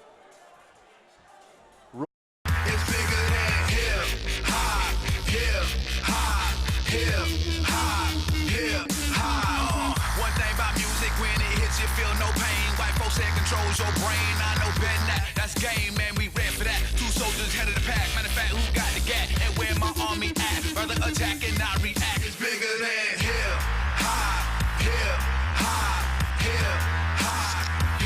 It's bigger than hip hop, hip hop. It looks, I mean, I'm just going to come out. It looks like beer delivery is going on right now. So whether or not we're paused for beer delivery or whether or not we're using the pause to have beer delivery, but there's definitely beer being coming back down through the front row here. So we're taking a minute. I mean, there's so much going on in international climbing right now, Phil. We're looking at the transition into an Olympic year. We're looking at a few more qualifying events for the combined. We're looking at climbers who are deciding if this is what they want to do. We're looking at boulders and lead climbers learning how to speed climb. I talked with Sean a bit yesterday, and he's trying to get his speed time down to a manageable amount. He's not going to be at 5:40, which are what the top speed specialists are doing right now. But he's thinking if he can get down around 6 and change, he'll be happy with that. So he's talking about what do you need to do to compete in the combined event. And it is so different from what everybody is used to. But people are starting to embrace it. So speed walls are popping up. Comps like this, you're going to get all the boulders going to come out, of course. You're not going to see any speed climbers come out to the Bloc Shop Open. But a lot of these climbers are now also training speed. So Miho Nanaka, you look down at her results in speed over the years, and 40th place, and then 20th place, and then 18th place, and then 10th place in the matter of a year and a half. So the top end climbers are learning how to speed climb. Yeah, and you know what? I was surprised. I felt that the world, the combined format at Hachioji was really compelling because you had some people I'd never heard of that were speed climbers that showed up and were actually pretty good at bouldering. And that, for me, I thought the entire comp, how it flowed through, it was really interesting because you're used to seeing, say, Tomo Narasaki duke it out with, for instance, Jakob Schubert on a bouldering wall and then shifting over to lead. You can imagine that. But having those two go neck and neck on a speed wall, I was like watching that and I was saying, that's really interesting. I want to see who wins that. It is interesting, and they're all weighted equally. So your finish points are worth the same in the lead round as they are in the speed round as they are on the bouldering round. So what you did see was a couple of the speed climbers, I mean, they got throttled in lead and bouldering events, but their points carried them through. So they're head and shoulders better at speed, and if they get better at bouldering and lead, then it evils out a little bit. And if the boulderers get better at lead climbing, et cetera, et cetera. So it is interesting to see how people are going to train and what they're going to be able to do when we get into an Olympic event. So for right now, though, we got Keito Watanabe and Maddie Fisher. So And Keito going, not wasting any time, getting the rose move, and just but wow. really, really powering through that. This is impressive. Getting that rock over lock off. Good look at the angle, and you see the ability to pinch this. The lip of that hold. Oh my God. Keito Watanabe with a flash of number 3. The guy is on fire. Super strong. Super strong. Really, really good flash from the young 22-year-old. We got Madison Fisher, the youngest climber on the women's side of the competition at 18 years old, who is no stranger to success. I mean, she's a 2-time youth national champion, second at Open Boulder Nationals this year. So she is coming into her own. This is a great replay of this final move, Pete, where just that swing looked really intense and he just reeled it in. Yeah. He was not going to let go, and Keito's, really looking poised to take that belt off of Mika, but there's still a lot of climbing. There's a lot of climbing to go, and interesting to see, we watched the route setters forerunning that, and they were pressed up underneath that big sloping scoop, not pinching the lip of it the way you saw Keito doing. That is, it's not a great pinch, I'll give you that. Madison having a little bit of trouble with the rock over and the foot stab required. And I think everybody's looking at their skin at this point in the weekend, sort of hoping that it's not worn through just yet.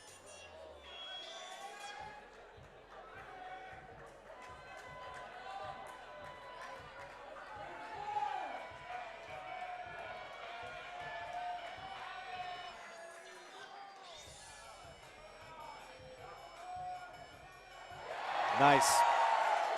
Yeah, all she needed was a little brushing of that hold, as she asked. Yeah, that would seem to have been the difference maker, wouldn't it? Madison Fisher trying to leave the right hand behind. Not a bad idea, and it looks like she's really looking to see how much skin she has left. Yeah, 2 more boulders left, and so this is where you need to dig deep. This is a big weekend of climbing for these competitors. And Madison, who's, come in second place at Canadian Boulder Nationals this year, she's getting the crowd into the game, but already showing a lot of talent, obviously, and determination here. So it's great to see. Yep, supported by the Core Climbing Gym in Cambridge, her hometown. And then making no mistake, now that she's learned that slab movement, she's going to get it right. 15 seconds, Phil. This might be it. Oh, and she can still jump back on, and she's got that, taking off that chalk belt. Yeah, I guess so. So we're going to get one more try. So you saw her try and get really into that. Tried to leave her right hand behind and then tried to immediately stab the right foot on. So she's looking at a lot of movement at the top of this boulder. Madison Fisher for all the marbles with no time on the clock. Getting composed. Ali Madison, let's go.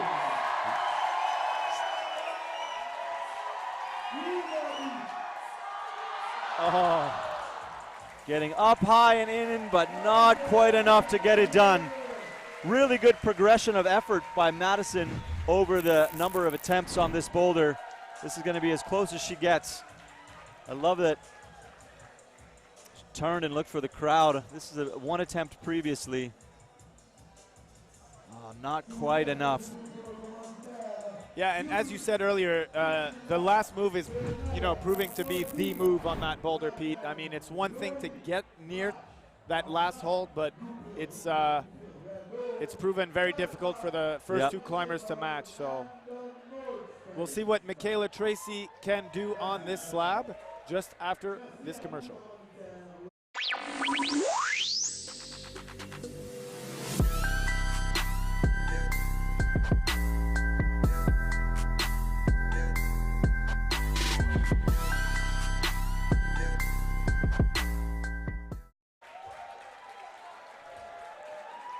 Dr. Stepp welcoming out, insisting on the fist bump for Michaela.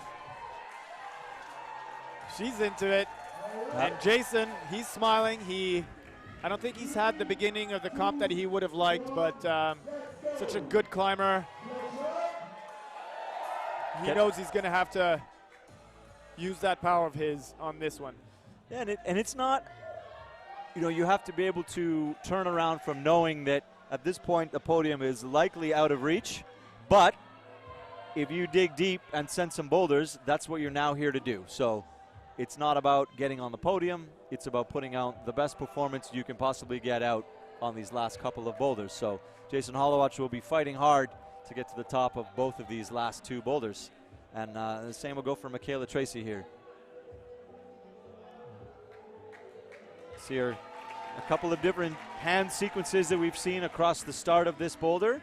And lovely, slab is sometimes the great equalizer. So Megan Lynch did the beginning very easily.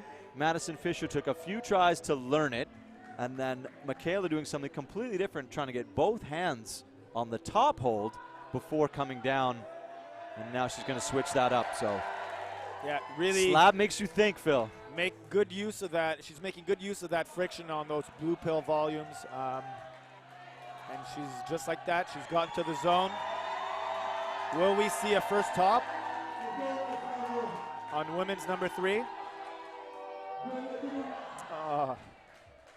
And this is exactly, so I know we mentioned that they tried the top of this boulder over and over and over, and the only way they could do it was to get the left hand as the right foot is sticking that triangle volume. So, and so far that's proven to be the case. There is you can't outstrength the end of this boulder. Excellent, Jay Hollowatch sticking the first move. And coming around on the rows. Yeah, opting for the campus sequence, but whoa. And that is a really, really strong climber, realizing how powerful that move is. And I'll just remind everybody that, Sean had a minute to go, or at least he had a last effort to go with the clock winding down, and he opted not to do it. That in and of itself shows how, finger intensive this boulder is, and you want to keep fitness. You don't want to get an injury in this comp. Yep. So. And you know what's coming. You've previewed all the boulders. So you're well aware of what Boulder 4 has in store for you. So you're thinking about that through your round. You're thinking, okay, I know that I need something in the tank to be able to get up boulder number 4. So making a veteran decision. And I think Michaela's really found what she needs to do here. Yeah. In stabbing that right foot out onto where the zone hold is in order to match it. She's got the movement solved. Now it's a question of reeling it in. A minute to go. Jay Hollowatch still staring at those crimps. And there you go. Look at that face. Michaela Tracy, very psyched, really psyched.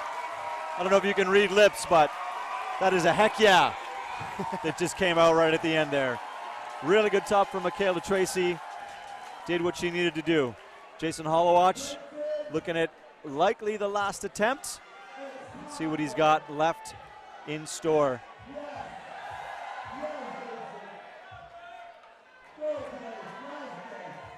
Might campus this. Wow. Jason Hollowatch, that's powerful. And then unable to have room for the heel. That is a shake of the head. You saw that. What do I need to actually hang on to at the top of that boulder? Maybe not. Yeah, it was really impressive, that last effort he made. And here we see the last-ditch effort. Michaela just like... I mean, that right hand saved her. She was coming off until she just twisted in far enough. That is a really excellent look at what it's going to take to top boulder number 3. Really impressive, Michaela Tracy. Yeah, and showing just the, adaptability that's required to stick that move. As you mentioned, the twist was key. Exactly. Learning a movement like that in 4 minutes or less. I mean, I know people that wouldn't learn that movement in a week in the gym. Strong climbers that wouldn't get through that with a lot of time to think about it. It's obviously these are top-end climbers. The boulders are hard, but don't undersell the ability to understand the complexity and get it right in only a couple of tries. It's not just about being really strong. It's not just about being really smart. It's about figuring it out with not the luxury of being able to come back another time. And I know I've said this many times in competitions, is the beauty of competition climbing, whether you're a competition climber or not, whether you like to compete or watch competing, it's the now, not tomorrow mentality that gets people and seasoned climbers and even brand new competitors up boulders. You stand on the mat and think, well, do I have the ability to turn the switch to as high as it will go in this one moment? And that is exciting, and that's what really, for me, makes watching these competitors dial in that last effort, is that the now or never. I need to turn it up. I can't come back tomorrow, and I love seeing that. I love it. And that's an interesting point, Pete. I was talking with Petra Klingler yesterday, and what she was saying is that when she does not solve problems, she has nightmares about them for days on end afterwards. So this is all about, deep in your gut, do you want to send this? It's really about putting all that energy, that primal energy out there, and that's what these competitors are all about. I mean, they know they can send these boulders. They have the caliber, they have the skill, the ability, and whoa, talking about ability. No hesitation, Mika Mauem. Oh, and this. Somebody tell him there that he can use his feet. Or that those crimps aren't very, maybe he doesn't know that the crimps aren't very good. But he did roll out of that. He sort of was still swinging around and was unable to reel it back in. Kyra Condi. It's a flash attempt here. Wow. Well then.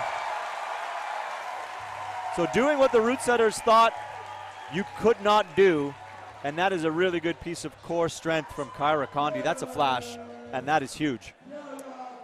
That's her second flash of the comp, having flashed boulder 2 and 3 for Kyra. And yeah, I mean, the ladies are really, really closely following each other. It's going to go to attempts on boulder number 1 so far. Yep.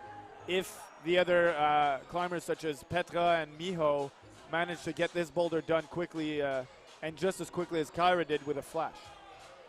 Yeah, that's a really, really, really important flash in terms of chasing top of the podium. Yeah, I think Mikael here really knows that he's got to be just a little bit more careful this time, a little less cavalier, but you see that full crimp. Oh, man. You don't often see these competitors have to go thumb over full crimp. And he's opting to put the heel in to crank that up. This is so powerful. And this is highlighting how well Keito Watanabe did the top of this boulder. Yeah, and this is the kind of boulder that you really wish deep down inside that you can flash, because every time you do it, your fingers get wrecked. Yeah, so look at Kyra just that if you think that body tension is just about the middle from your ribs to your hips, that's left toe to left fingertip is what keeps you on a boulder finish like that. That is true core tension along the entire length of your body, and that is something that, I mean, if you're training at home and you're trying to get better and better at climbing, being able to hold the body position from your toes to your fingertips, that is not to be understated. That's something that you can absolutely work on. You're not maybe going to see a finish of a boulder like this too often at your home gym, but when you come across something that really needs that kind of, you see Mika just unable to hold the pinch there, but he's still smiling. And when you come across a boulder problem that needs you to be toe to fingertip, you'll be happy that you put that kind of effort in. Yeah, and Mika knows that this is perhaps the last or the second to last attempt he can do on this boulder. He's got 45 seconds to go here. And I think he's going to wait it out just because it's so demanding on the fingers. Yeah. I mean, you saw the same thing from Sean.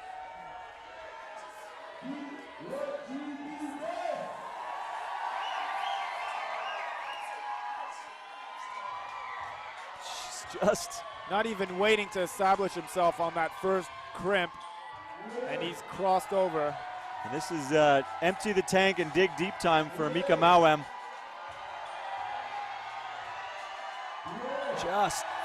Just catching that crimp, fighting to get the heel established. Mika Mawem, does he have it? He just doesn't have the extra ounce that it took to get that left hand onto the pinch. So Keito Watanabe has just made shots fired. Yeah, with two flashes, because just to remind all you folks back home, Kaito Watanabe flashed boulder 1, and he flashed number 3 in impressive form, Pete. So he's the man to beat so far. Yeah, and that's, at the moment, 3 tops is also a pretty significant differentiator in this field.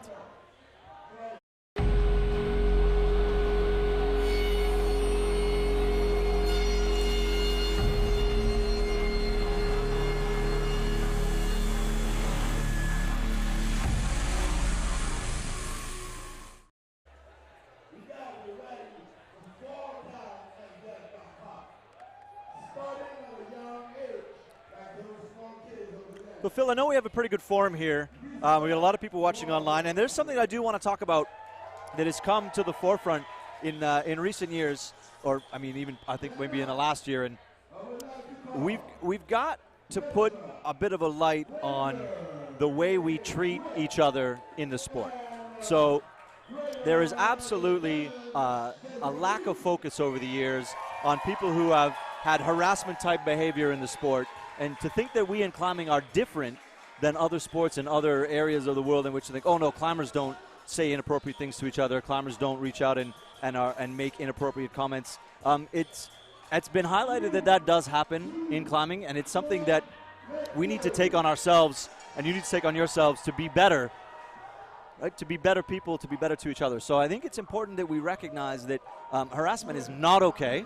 It's 100% something that we need to be aware of, and it's something that, you know, we need to be very cautious of in the way we treat each other in our sport. We're not immune from that type of behavior, and I think that's important that we, it may be uncomfortable to talk about, but it's something that we absolutely need to talk about. I think that's a really good point, Pete, and I think, you know, it's like in other sports, we're seeing that in soccer, you see it, fair play. Let's advocate for this. I think climbing's hard enough as it is. Let's keep it clean and just, you know, bring some good vibes to the gym, to these comps and outdoors. Petra Klingler on her flash attempt here, just trying to look around and see what needs to be done. Oh, trying to get the thumbs up in there.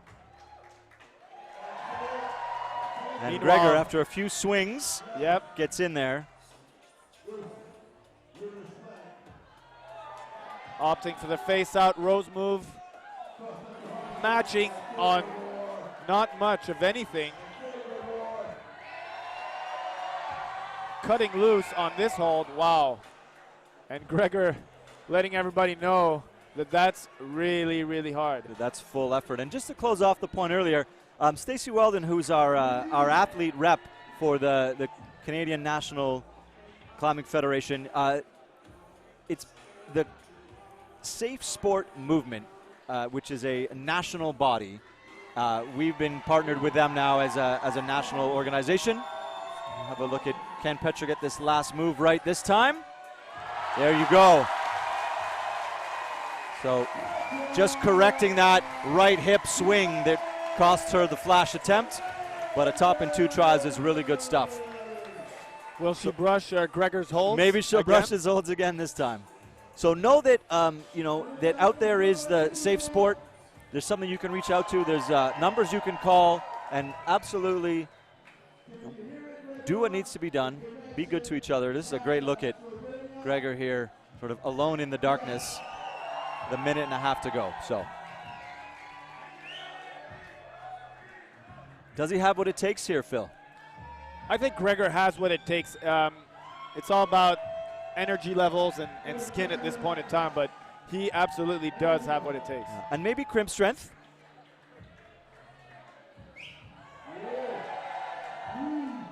That right foot up. Opting to match it again. And Yep. So he's putting the arms on display.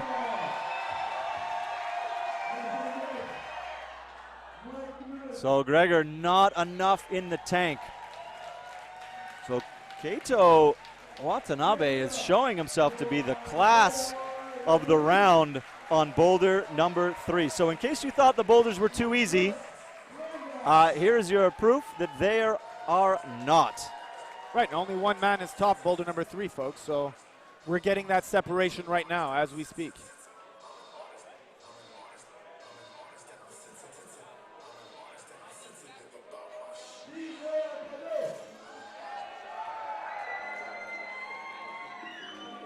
So then there were 2. Phil, we got Yoshi coming out, we got Miho coming out. And they know the work's been done. So I would imagine that it's tough to tell right now in isolation. They know that 4 minutes have run out. They don't, the crowd got excited. So it's tough to, sometimes it's tough to tell the difference between a top or not. Although the crowd here has been absolutely going over the edge for tops. So I suspect that Yoshi and Miho know, or at least have an inkling of what's gone on before they get out here. But I don't imagine it's going to change their approach to, I'm just going to go out and top a boulder.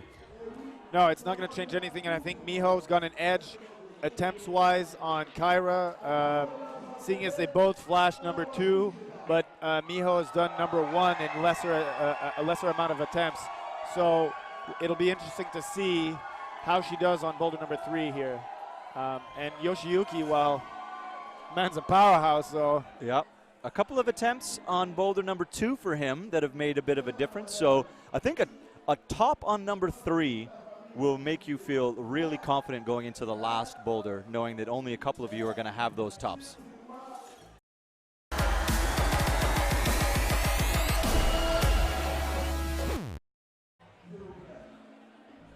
That's the shortest commercial in the bank. It's like, oh, we have a second to, nope. The blue pill commercial is 6 seconds long. Yeah, and I'd add a point. In talking with Petra yesterday, I was asking her, you know, she was talking about qualification for Tokyo. She still has to do so. And I was asking her, what do comps, unsanctioned comps like the Bloc Shop Open, how does that fit in the overall scheme of things? And what she told me was, after, you know, Hachioji, she really needed time off because she was physically and mentally just really exhausted. And comps like this get her psych level back up and really get her pumped for the next step. So, you know, that's why she's making time for a comp like Bloc Shop Open in her schedule. And, you know, knowing the quality athlete that she is, I'm rooting for her to you know, clinch her spot for the Olympics. I agree, and it's interesting that it's obviously there's pressure in a comp like this, but it's not qualify for the Olympics pressure. So it allows you to maybe let loose a little bit, maybe keep that smile on your face while still climbing really hard. So that's a really interesting perspective from Petra.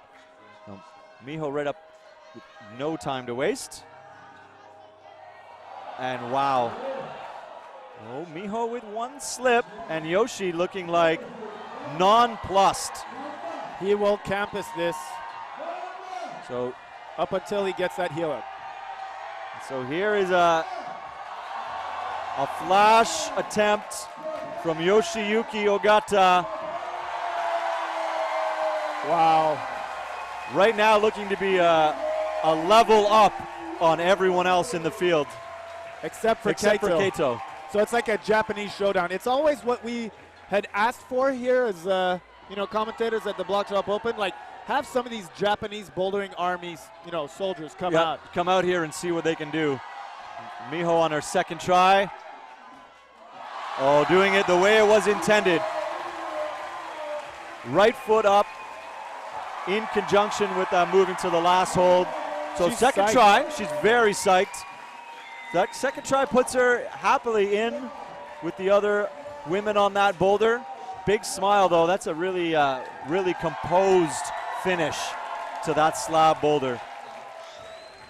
And just one boulder left, folks, but they're going to pack a punch, I can tell you that much. If you were there with us earlier on when we previewed them, we're going to have access to the steepest part of the wall for the last boulder. Last boulders for the men and women, so stay right where you are, folks. Really good look at a very happy Yoshiyuki Ogata. That move was something else. With the ease with which he moved through the beginning, and then all of a sudden, it's like, oh, this is as hard as I've had to pull all weekend, I suspect. That really long reach to that big sloping dish. Wow. One boulder fill. La dernière bloc. Le dernier bloc de la soirée et de cette merveilleuse édition du Bloc Shop Open, troisième au total. Puis on peut pas demander mieux, Pete. Encore une fois, je lève mon chapeau à toute l'équipe ici, Bloc Shop, qui ont su convaincre des athlètes de haut niveau à venir ici à Montréal. Oui, absolument. Et le dernier bloc, peut-être, on va juste regarder juste pour un moment le placement. Donc on a Miho, Petra, on a juste la différence de un essai entre Miho et Petra au moment. Kyra est juste top. And then Yoshiyuki here staying ahead of Kato by the virtue of one attempt. So right now, tops matter and flashes matter. So last boulder, everything is on the line. So this is, it's coming down to the last boulder. This is also something we love to see, is that the last try, the last boulder needs to get done in the shortest amount of time in order to get yourself on the podium. And Dr. Step, he's doing it again, getting the crowd riled up. He won't bring Sean out until the crowd responds appropriately. So now we have Sean McCall.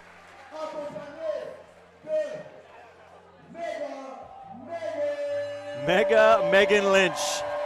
So something that he has been known for over the Bloc Shop competitions is applying nicknames to people as the rounds go along. So we've got Mega Megan Lynch. I couldn't quite catch what Sean's nickname is.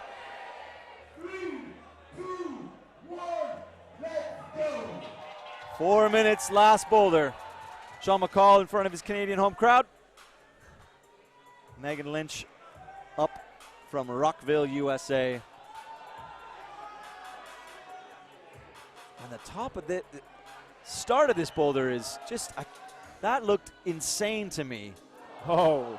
And finally it is. And finally it actually is. It is actually insane, certifiably so. Yeah. And Megan, the interesting thing about the start of this women's number 4 is that everything is, again, facing the wrong way. So you need to apply pressure with your feet, but those volumes are sloping down in a way from the direction that you want to go. So you want something to be able to push you up and to the right, and all the footholds are leading you the wrong way. So this insecurity and imbalance between upper body position and where your feet are has been a hallmark of the round, and even still in semifinals. So the root setters have not just tried to set, burly movement. They've tried to set complex body position. You got to solve the movement by using holds in the wrong direction, and it's been consistent, and it has it's provided for some really interesting pieces of boulder problems across the rounds. And Megan Lynch here, really still trying to get a good compression in. And Sean opting for a different beta because it seemed like that stab out with his left arm to the undercling. There's a yellow blue pill sloper in that roof. He's trying it with the right arm now, and I think he's at least trying new solutions. Yeah. You took a couple of tries to feel that maybe that just wasn't going to go. And it's interesting, you might watch at home and think, well, why doesn't he just keep trying it? You know your body and your abilities better than anybody. And if you immediately think that you are incapable of solving a movement, you have to try something different. So when you see these climbers doing something that's way outside the box, it's because they've realized what they need to do or what they're capable of doing. So Sean now trying a quick double. And he thinks maybe that's going to be it. A small shrug, a little smile. And now a bit of a knee bar maybe and a toe scum. Megan Lynch trying everything, and there are, unfortunately, a lot of options down there. Oh, the crowd. Crowd is getting behind Sean McCall.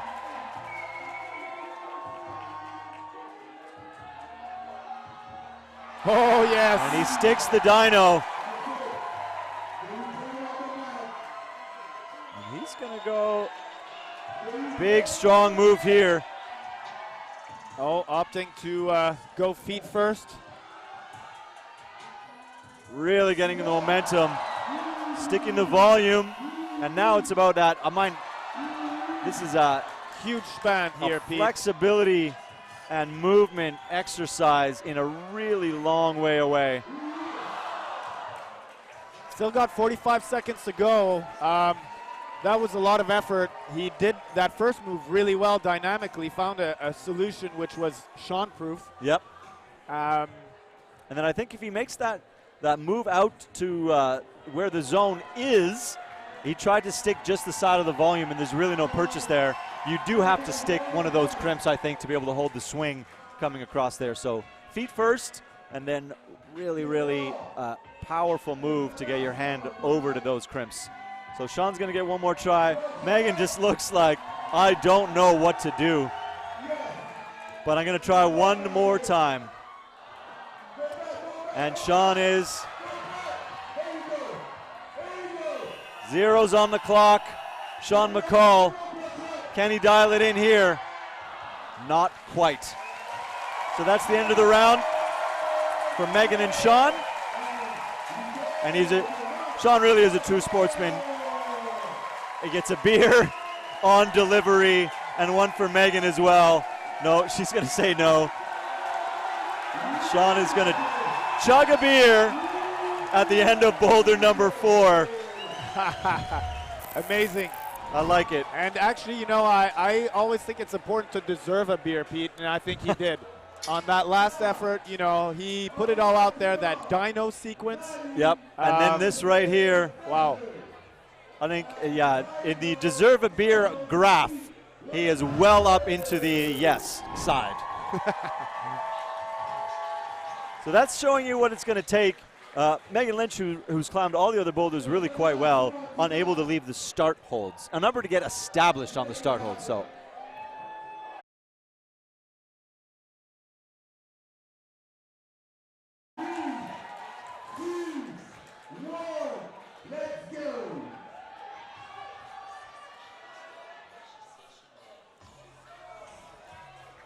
All right, well, this is one to watch because Kaito has been really imperious, flashing boulders 1 and 3.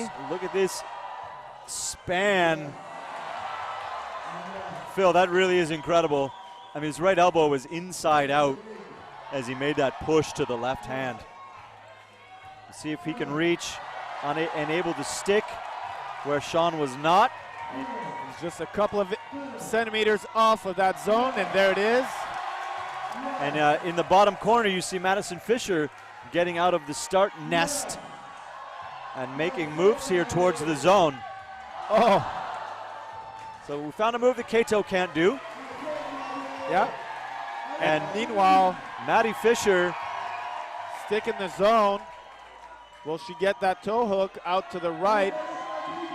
She does, but not on the volume that has been screwed onto the bigger volume. There's a smaller dimension triangle underneath there that could probably give her a bit more purchase. Yeah, agreed. It's if you can just reach that tiny bit farther. This is there. You just see it there. Will it make a difference? You have to reach a little bit farther. She's that look of fear at your fingertips, but that's a good piece of climbing from Madison Fisher to get to the zone. I think she's taping a fingertip right now. That's it makes it hard to grab.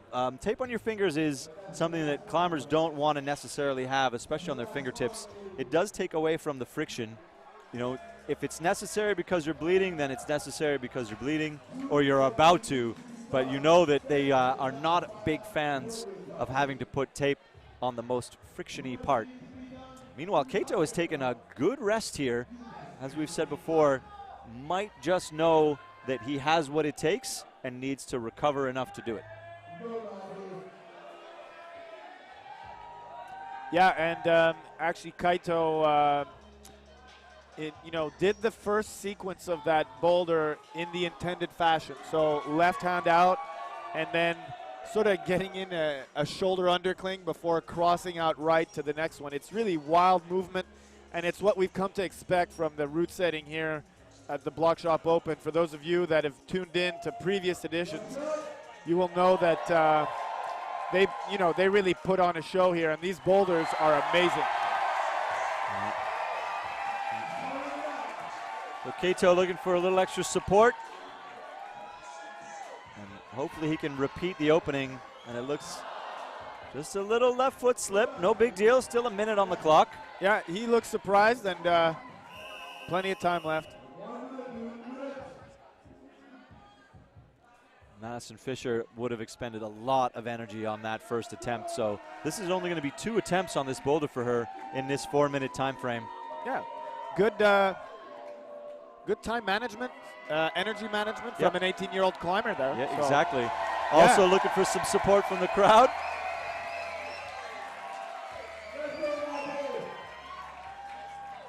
This is it, last try for both of these climbers. And if Kaito does not top this boulder, he leaves the door open. Yeah. Madison at full wingspan, toe hooks everywhere. Oh, he can still pull it back on. He's got 8 seconds to go. And he's going to. Madison Fisher, everything she has to get back to the zone. And Kaito jumped on, but has to, that's going to do it for Madison. Kaito holds the swing. Boy, each time I see him do that, like. Now he's going to go, I thought he was going to maybe just straight campus that move the way he was swinging, but this toe hook is tenuous at best. Oh, man, so he is mortal. He is mortal. We found the ability to stress his core and his fingers to their limit, and he also gets a beer. And he is also going to chug a beer.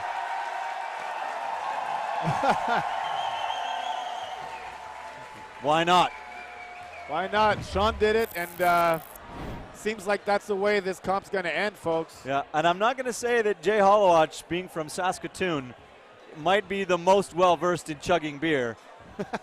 But if it comes down to it, look at the amount of, this is everything that Madison Fisher has right here. Yeah, just really pressing out with her left shoulder, that Gaston, to get to the sloper zone hold.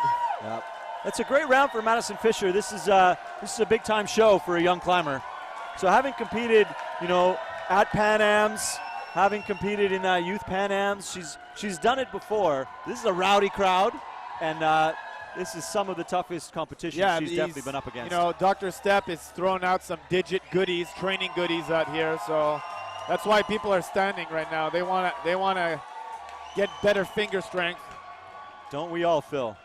So Yeah. interesting, you had mentioned Enchapli, which is a really interesting training, I don't know if breakthrough, innovation I think is maybe the right word. So this is about measuring power output on your hangboard and what that can do to translate to better training. I know that in some of the videos they've used to show their product, that they liken it to cycling, and the moments in cycling where instead of measuring heart rate to really see what energy output was, they actually measured power output, wattage, through the pedals.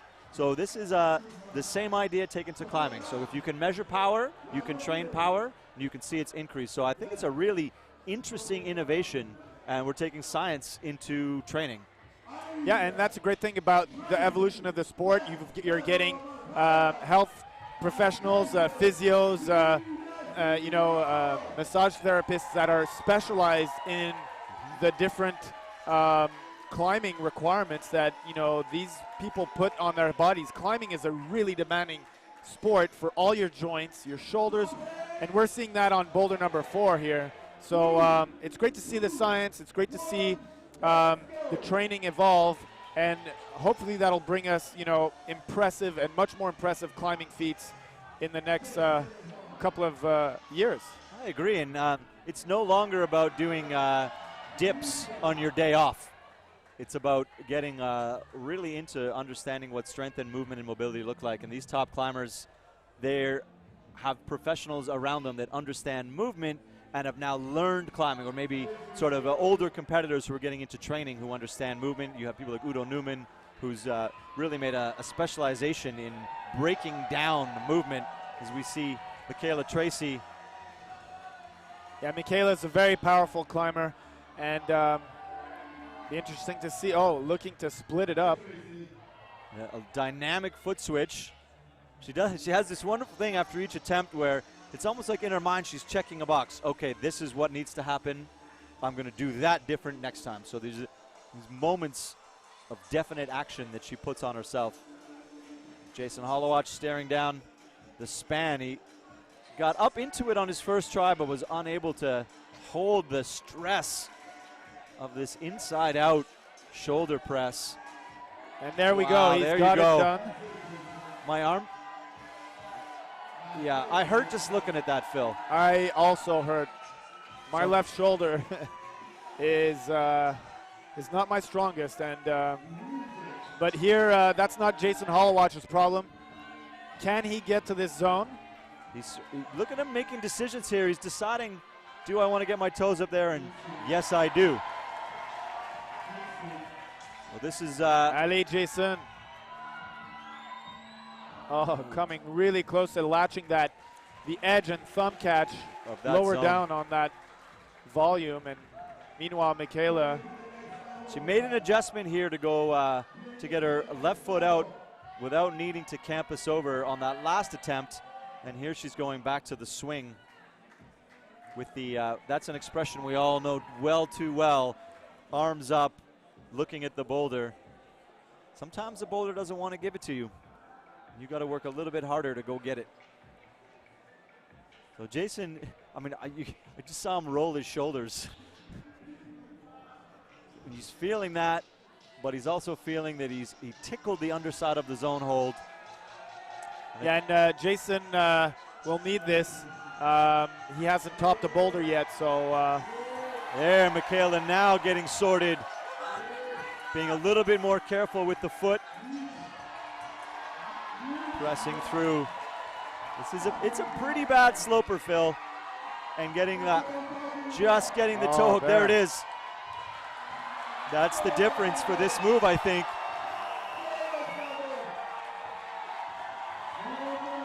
A gnarly little crimp to match with. And we're getting a first look at this top. Yeah. Crowd getting behind Michaela. And Jay Hollowatch also sticking the opening moves again.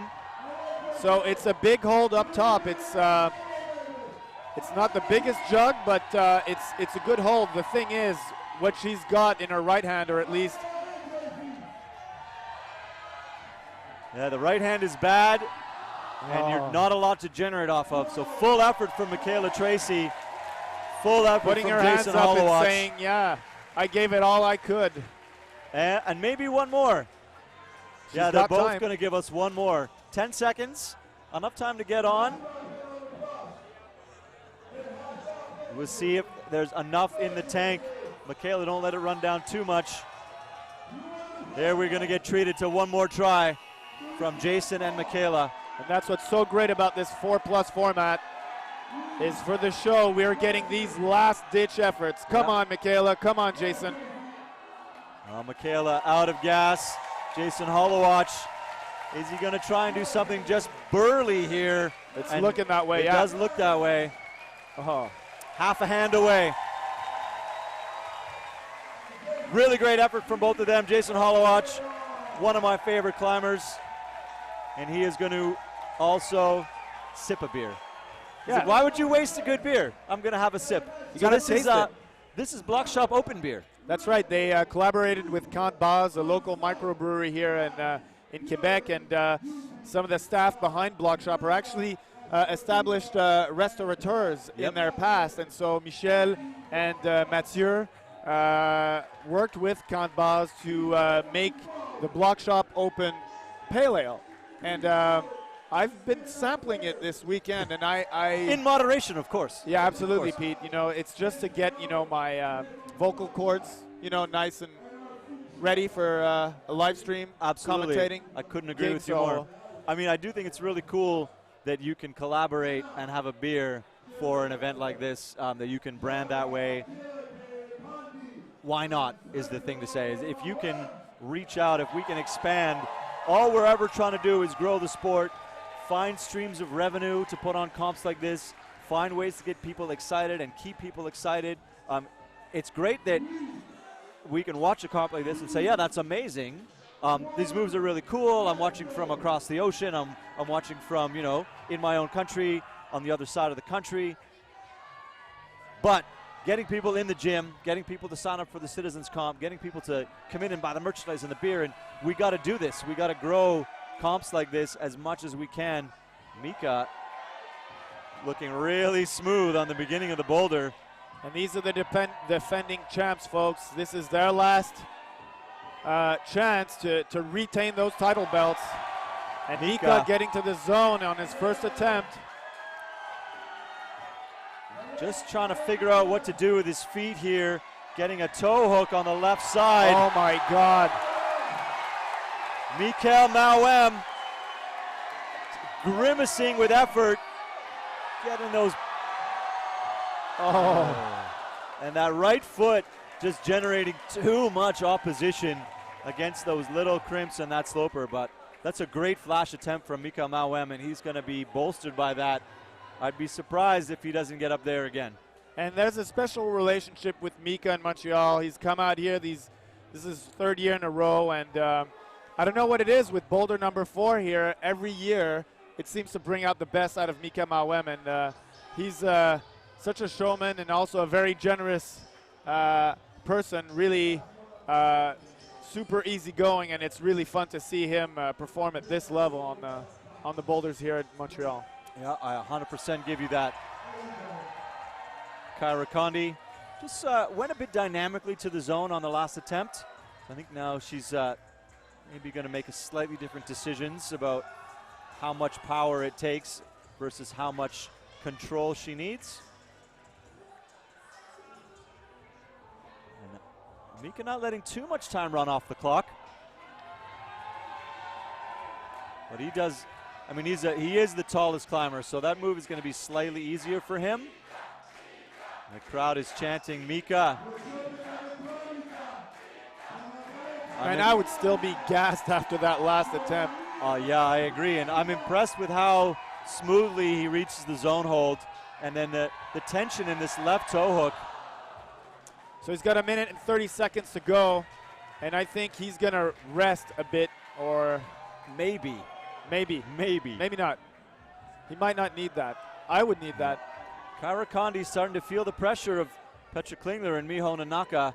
who are right behind her, opting to try something brand new on that attempt. Kind of with a smile and a shrug, and maybe that was not the solution. Super resilient climber.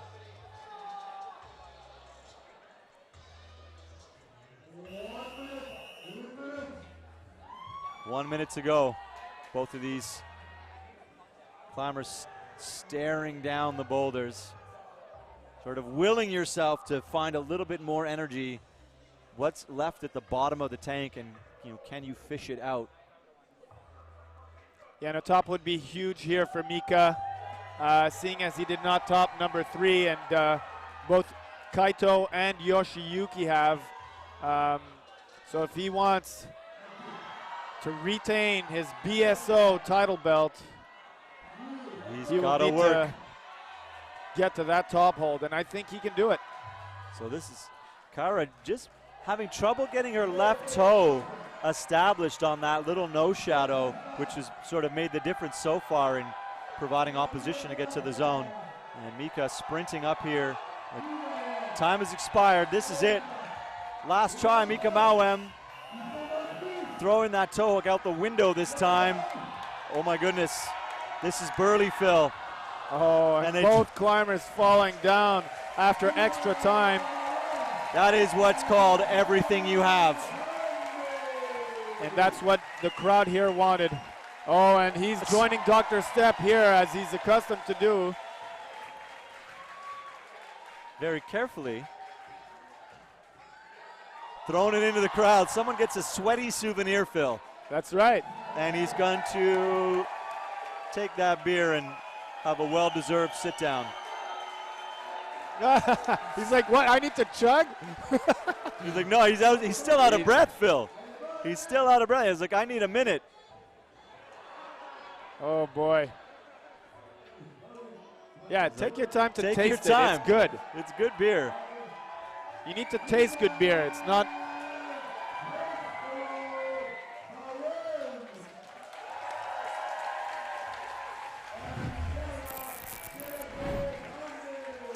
So strong effort from Mika and Kyra, and it'll be interesting to see what the next two and the last two climbers will get to see. Well, no, we got 4 climbers left. 2 each. 2 each, right. It'll be interesting to see what the remaining climbers will be able to do, because it will really determine, who's going to win this comp. Yeah, the podium spots are definitely, at the moment, up for grabs.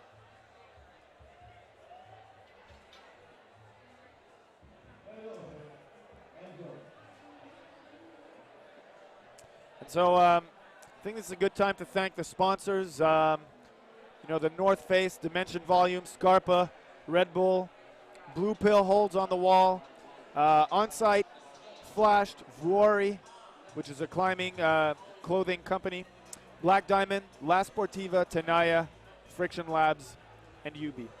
Bloc Shop, of course. And we said it during the semifinal as well, that having title sponsors, partners like the North Face, like Red Bull, Dimension, who have been giving back to Canadian climbing for a long time now, and Scarpa, they are game-changing when it comes to be able to put on events like this. So you need to be able to put those names back out there and show them that their investment in a comp like this has a return for them, and that they'll want to come back next year. So I think the North Face has been partnered here for quite a while, and Red Bull is a new partner to come into the Bloc Shop. And just think of what you know about Red Bull and Red Bull events and what that brings to climbing. You look at what Adidas brings to the Adidas Rockstars. That's a huge investment in exposure, time, the ability for them to be able to put on an event of that size. So having partners like the North Face and Red Bull, especially for a Canadian competition, are pushing us up into that echelon of international competitions that people are starting to pay attention to. And you can't be happier for that to happen in Canadian climbing. Absolutely. And this is one of the biggest comps you have in the Northeast and in America at all at this point in time. So, I mean, it's a great show, and we're happy to have it. Having all these athletes here in Montreal. Just like to be a part of it and be able to bring it to you guys and try and make it a little bit more exciting at home. get reasons to tune into the live stream. But Petra Klingler, Gregor Vizonik taking their first swings at their fourth and last boulder. Petra with crafty toe hooks. Gregor just being burly. Yeah, great shots from the camera crew here. Seeing both these climbers give it their all, and Gregor generating momentum, pushing off the wall. So he's trying to go campus. Nice match there from Petra. wow. That is a powerful move right there. We saw Madison get here. We saw Michaela get here and take a lot of effort to do so. And Petra's not got her right toe exactly where we saw Michaela set it, and when Michaela put it there, she immediately felt a lot more comfortable to match on the zone hold. Exactly. You know, you think that such a subtle difference really maybe isn't, you know, a bit of a not that important. You know, do you really need to have that extra little toe on the triangle? But it completely changes the angle in which you're able to pull. So you're either pulling against the flat volume or you're pulling against something with some opposition. So yeah, as you say, as we saw Michaela find that toe hook, her whole body position just changed and was able to make the move through there. So do you think Gregor's going to stay with his campus attempt, or do you think he's going to try this foot first? Looks like he's going to stay campused. Whoa. Whoa. So now he's once missed, twice touched but didn't stick it, and this is the great turning point is, do you go one more try with that campus beta, or do you, maybe he knows that he's not a toe first climber. I know that I'm not a toe first climber. I know that if I was to get my toes around there, I wouldn't be able to reach through. I don't have the flexibility in my hamstrings and my hips to be able to reach through and match my toes in a position that powerful. So I would be trying to campus that as well, just knowing that that's not a position that I want to get into with my feet up above my head. So maybe Gregor knows himself in that way too. He's more success in doing what appears to be a harder move, but will be ultimately more successful for him. We'll and also, you know, Pete, it's we've got the luxury of knowing what solutions have worked so far, but he's doing this, you know, really after having discussed with his, competitors, his fellow competitors in ISO or during the preview. But other than that, he's doing this purely on instinct. So Yep. you got to respect that. There's a great shot there of Petra trying to get that extra toe hook. But yes, I mean, instinct is a big thing, and you can talk about the boulders all you want, but once you're standing underneath them and once you're touching the holds, sometimes your plan just goes out the window. And he is going to try once this way. Crowd letting him know that they like the beta, but he does not. He looks just gassed. Is that it for Gregor? He's got 35 seconds to go, so he'll probably try it again, but he's shaking his head. Yeah, but he knows that Yoshiyuki is right behind him. He knows that, I mean, I think he's opening his chalk bag, and Petra doing the same. She's looking at the clock, looking at the crowd, kind of looking at each other. Should we give them one more? Yes. Yeah, we will. As long as the crowd gets behind them, they're going to give us one more. Ali. Everything you got, Petra. Time to go. Just reeling that in. That's a hard move. Last try here. Great stick. So Gregor runs out of gas. Petra still moving. I think it's going to come down to this toe hook, Phil. Will she find it? Not enough.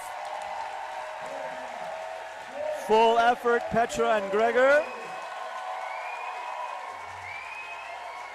Petra able to secure the zone. And so far,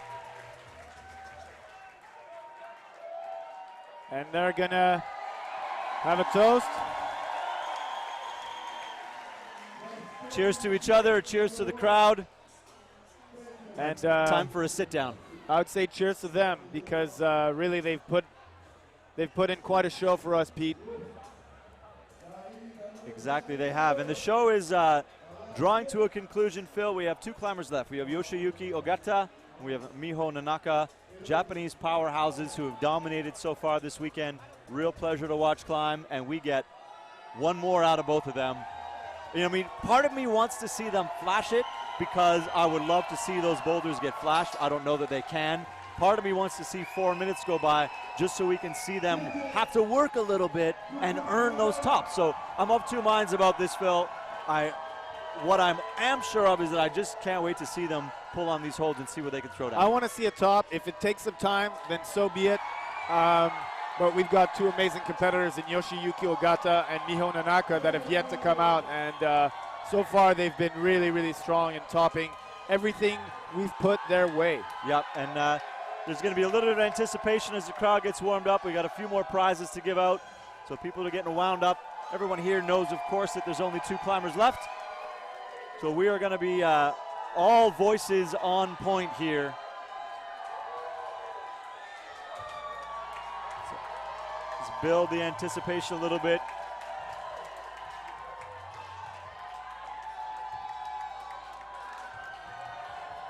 Bloc Shop has been a lot of fun this year, Phil.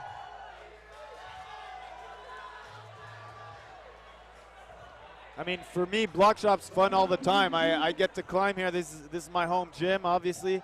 C'est tellement agréable de grimper ici, là. Les blocs sont malades mentales tout le temps.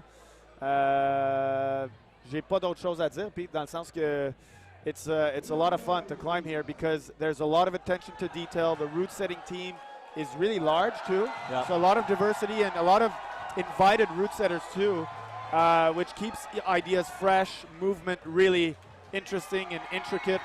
So if you're in town, pop by. Yep.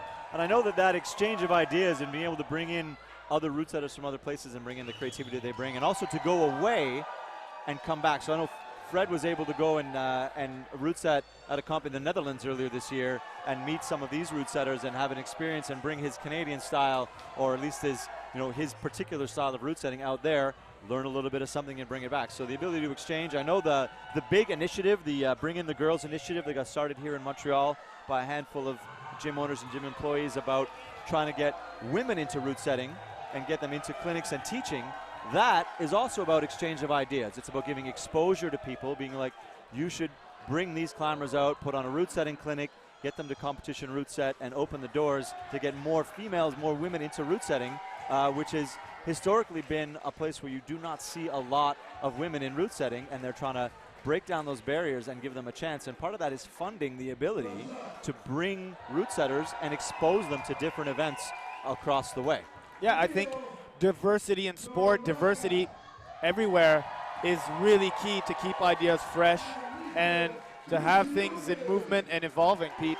And what you've mentioned about the big initiative and other initiatives, like you've got a lot of grassroots community climbing initiatives. Like here at Bloc Shop, I'm actually involved with Progression Montreal. Absolutely, yes. And we're bringing in underprivileged kids to have them climb and really just have a good time, developing new skills, learning about themselves in a different context, and hopefully, making a positive impact in their lives. And I'm sure they are.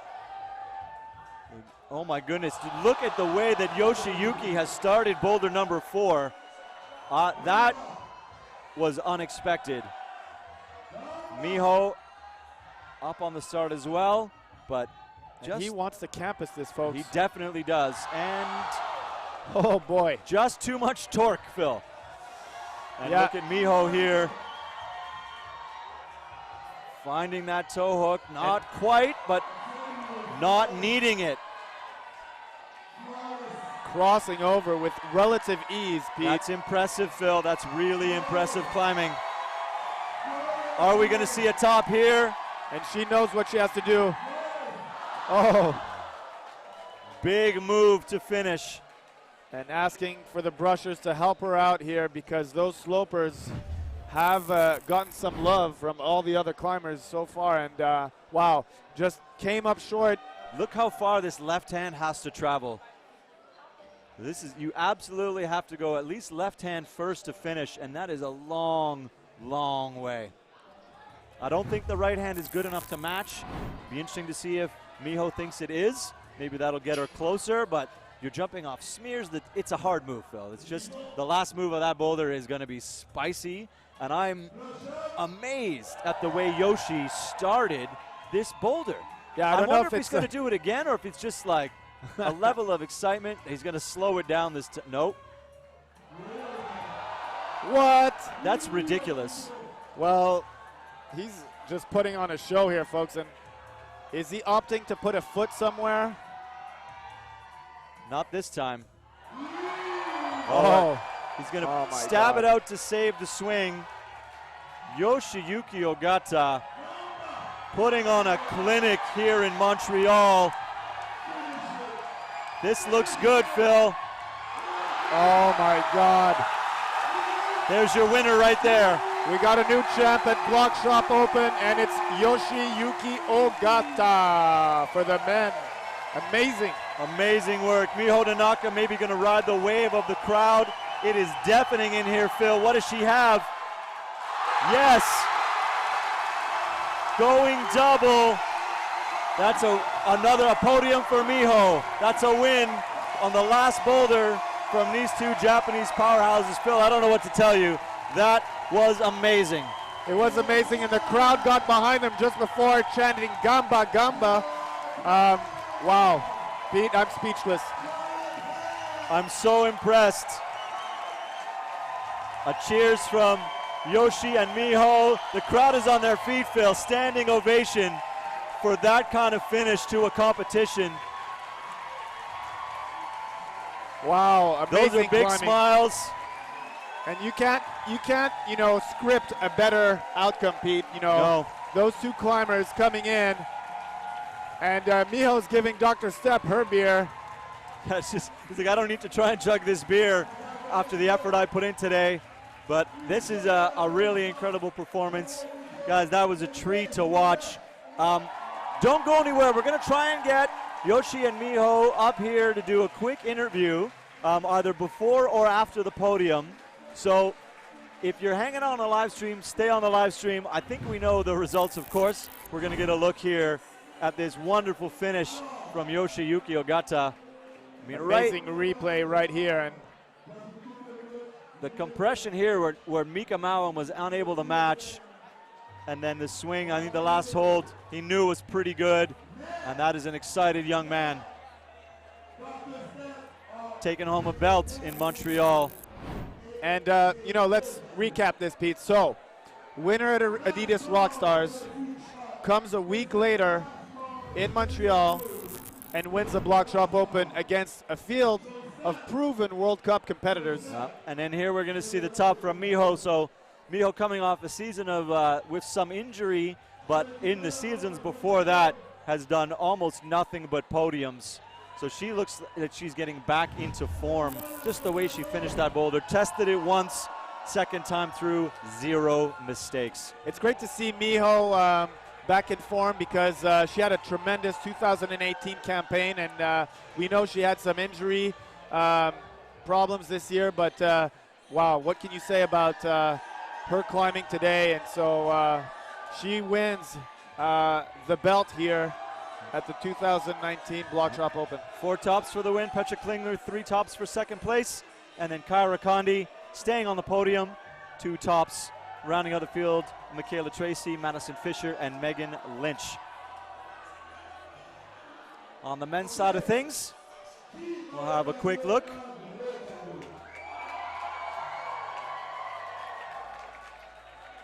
And everybody's still standing here, folks. Yeah, so there you go. 4 tops from Yoshiyuki Ogata for the win. Keito Watanabe with 3 tops for second place. And Mika Mauam staying on the podium, 2 tops for third. Rounding out the field, Gregor Verzonik, Sean McCall, Jason Hollowatch. Don't go far, ladies and gentlemen. We're going to do some podiums in a bit, and we're going to try and track down the winners to see if we can get them on the stream for a quick chit-chat. So don't go far.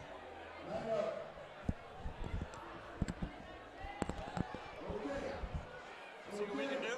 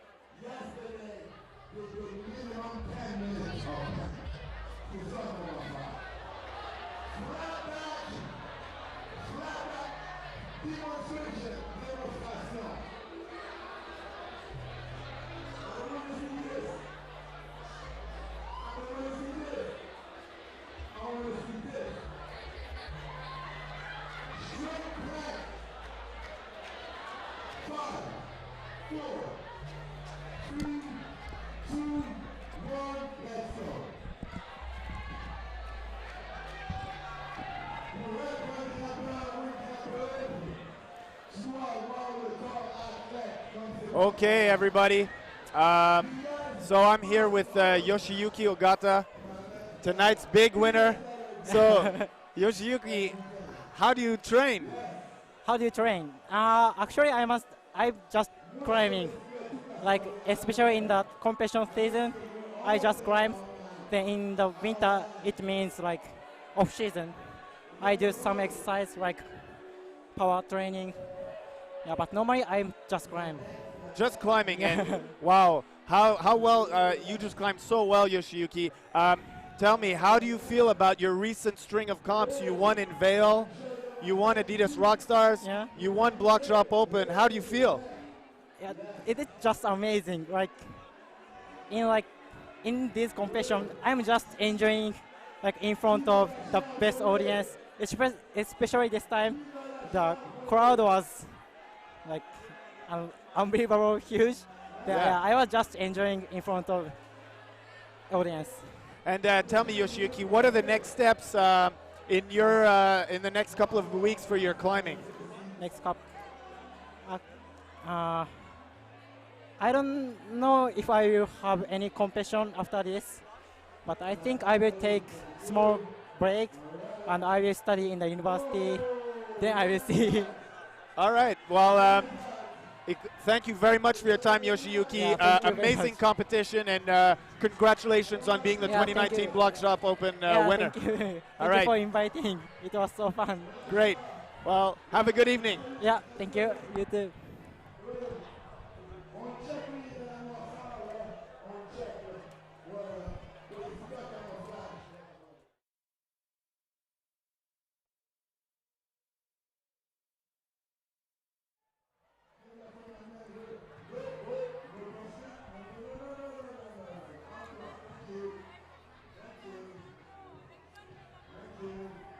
All right, ladies and gentlemen, I'm here with your Bloc Shop Open 2019 winner, Miho Nanaka. Miho, congratulations. Thank you. Really, really impressive climbing over the round. The only climber to top boulder number 4. Yeah, Did you know you were the only one when you were coming out? Did you think it had been topped? I'm not sure, but I knew everyone didn't get the top. Right. So yeah. Hardest boulder of the round? Was that the hardest boulder of the entire round? They're all quite difficult. This one gave some climbers the most trouble, but it Yeah. didn't seem to give you a lot of trouble. Yeah, but I think the last problem was the hardest problem. Right. Yeah. But I really enjoyed every problem, so yeah. That's why I could make it all problems. That's good. And you just said just a minute ago you had a great competition. You enjoyed the whole weekend. You enjoyed the route setting. The boulders were good. Yeah, I love every boulders. Yeah, I really love it. Great. Had you been to Montreal before? No, No? this is for First time? Yeah, first time. And are you staying at all, or are you going straight home? I'm going to stay the next 5 days. Oh, great. Yeah, maybe. Yeah, I'm going to climb. I don't know. Where's the? Do you have the Liquorman, the climbing gym? Which one? I don't know. Where? Which climbing gym? A Bloc Shop? Yeah. Here. Here. And there is one more Bloc Shop. There's another Bloc Shop just on the other side of town. So Okay. there's another location of the Bloc Shop. So there's 2 gyms. Yeah. Okay, I will come maybe. Yeah, absolutely. Do you think you're going to set any routes? Are you a good route setter? Yeah. Yeah? Yeah. So I think that the people here would be pretty psyched if you set a route or two to leave a bit of a legacy. Okay. I will tell you this, the crowd got behind you. They were excited to watch you throw down. We were very excited.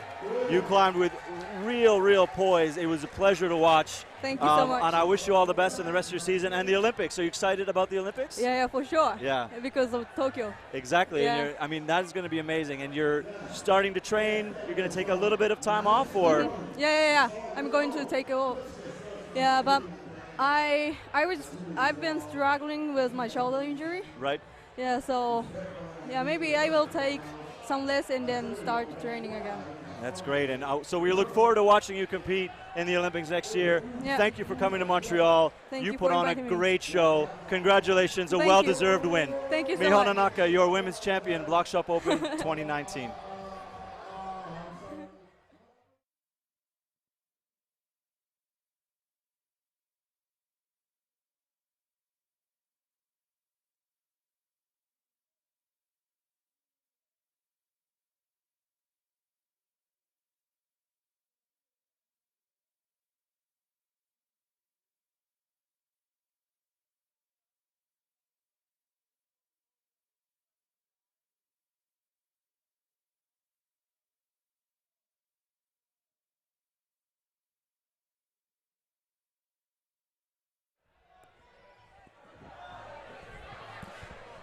Okay, Phil, that's going to do it. That's the Bloc Shop Open 2019. A few quick words from your men's and women's champions, Yoshi and Miho, both very excited to be here. I think they both had a great time from what I heard, from what I saw.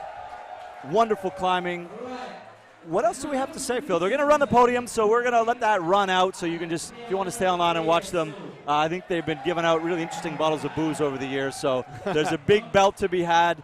Phil, un autre bon Bloc Shop Open. Un autre Bloc Shop Open totalement incroyable. On l'a vu, un dénouement à la fin qui était inespéré dans le sens que pour le spectacle, c'est ce que toutes ces personnes-là qui se sont rendues ici voulaient voir. C'est ce qu'on a eu. Des efforts incroyables puis des tops à la toute fin. C'est scénarisé quasiment, Pete. But really, we had a great comp and there's an after party here that's going to happen in Montreal. So it's just a lot of fun to be involved in all this. Absolutely. It's a great chance and pleasure to, cover this with you, Pete. And I can't wait for the next edition. Exactly. It's a privilege to be here, and I want to thank the Bloc Shop for giving me the chance to come out and do this event every year. I love working with you, Phil. This has been a great partnership we've had going. You couldn't script a better ending. You couldn't script a better ending than the last two climbers topping boulders that had been untopped to that point to win a competition of this magnitude. So, ladies and gentlemen, it does not get a lot better than that. You had a treat this weekend. I hope you had a great time. I had a great time. I'm going to be back next year. Phil? I hope so. Absolutely. I want to. So, merci beaucoup tout le monde et on va vous laisser voir le podium après tout ça, mais Pete et moi, on va vous quitter. Absolutely. P. Woods, Phil Entier. Au revoir tout le monde. Merci beaucoup.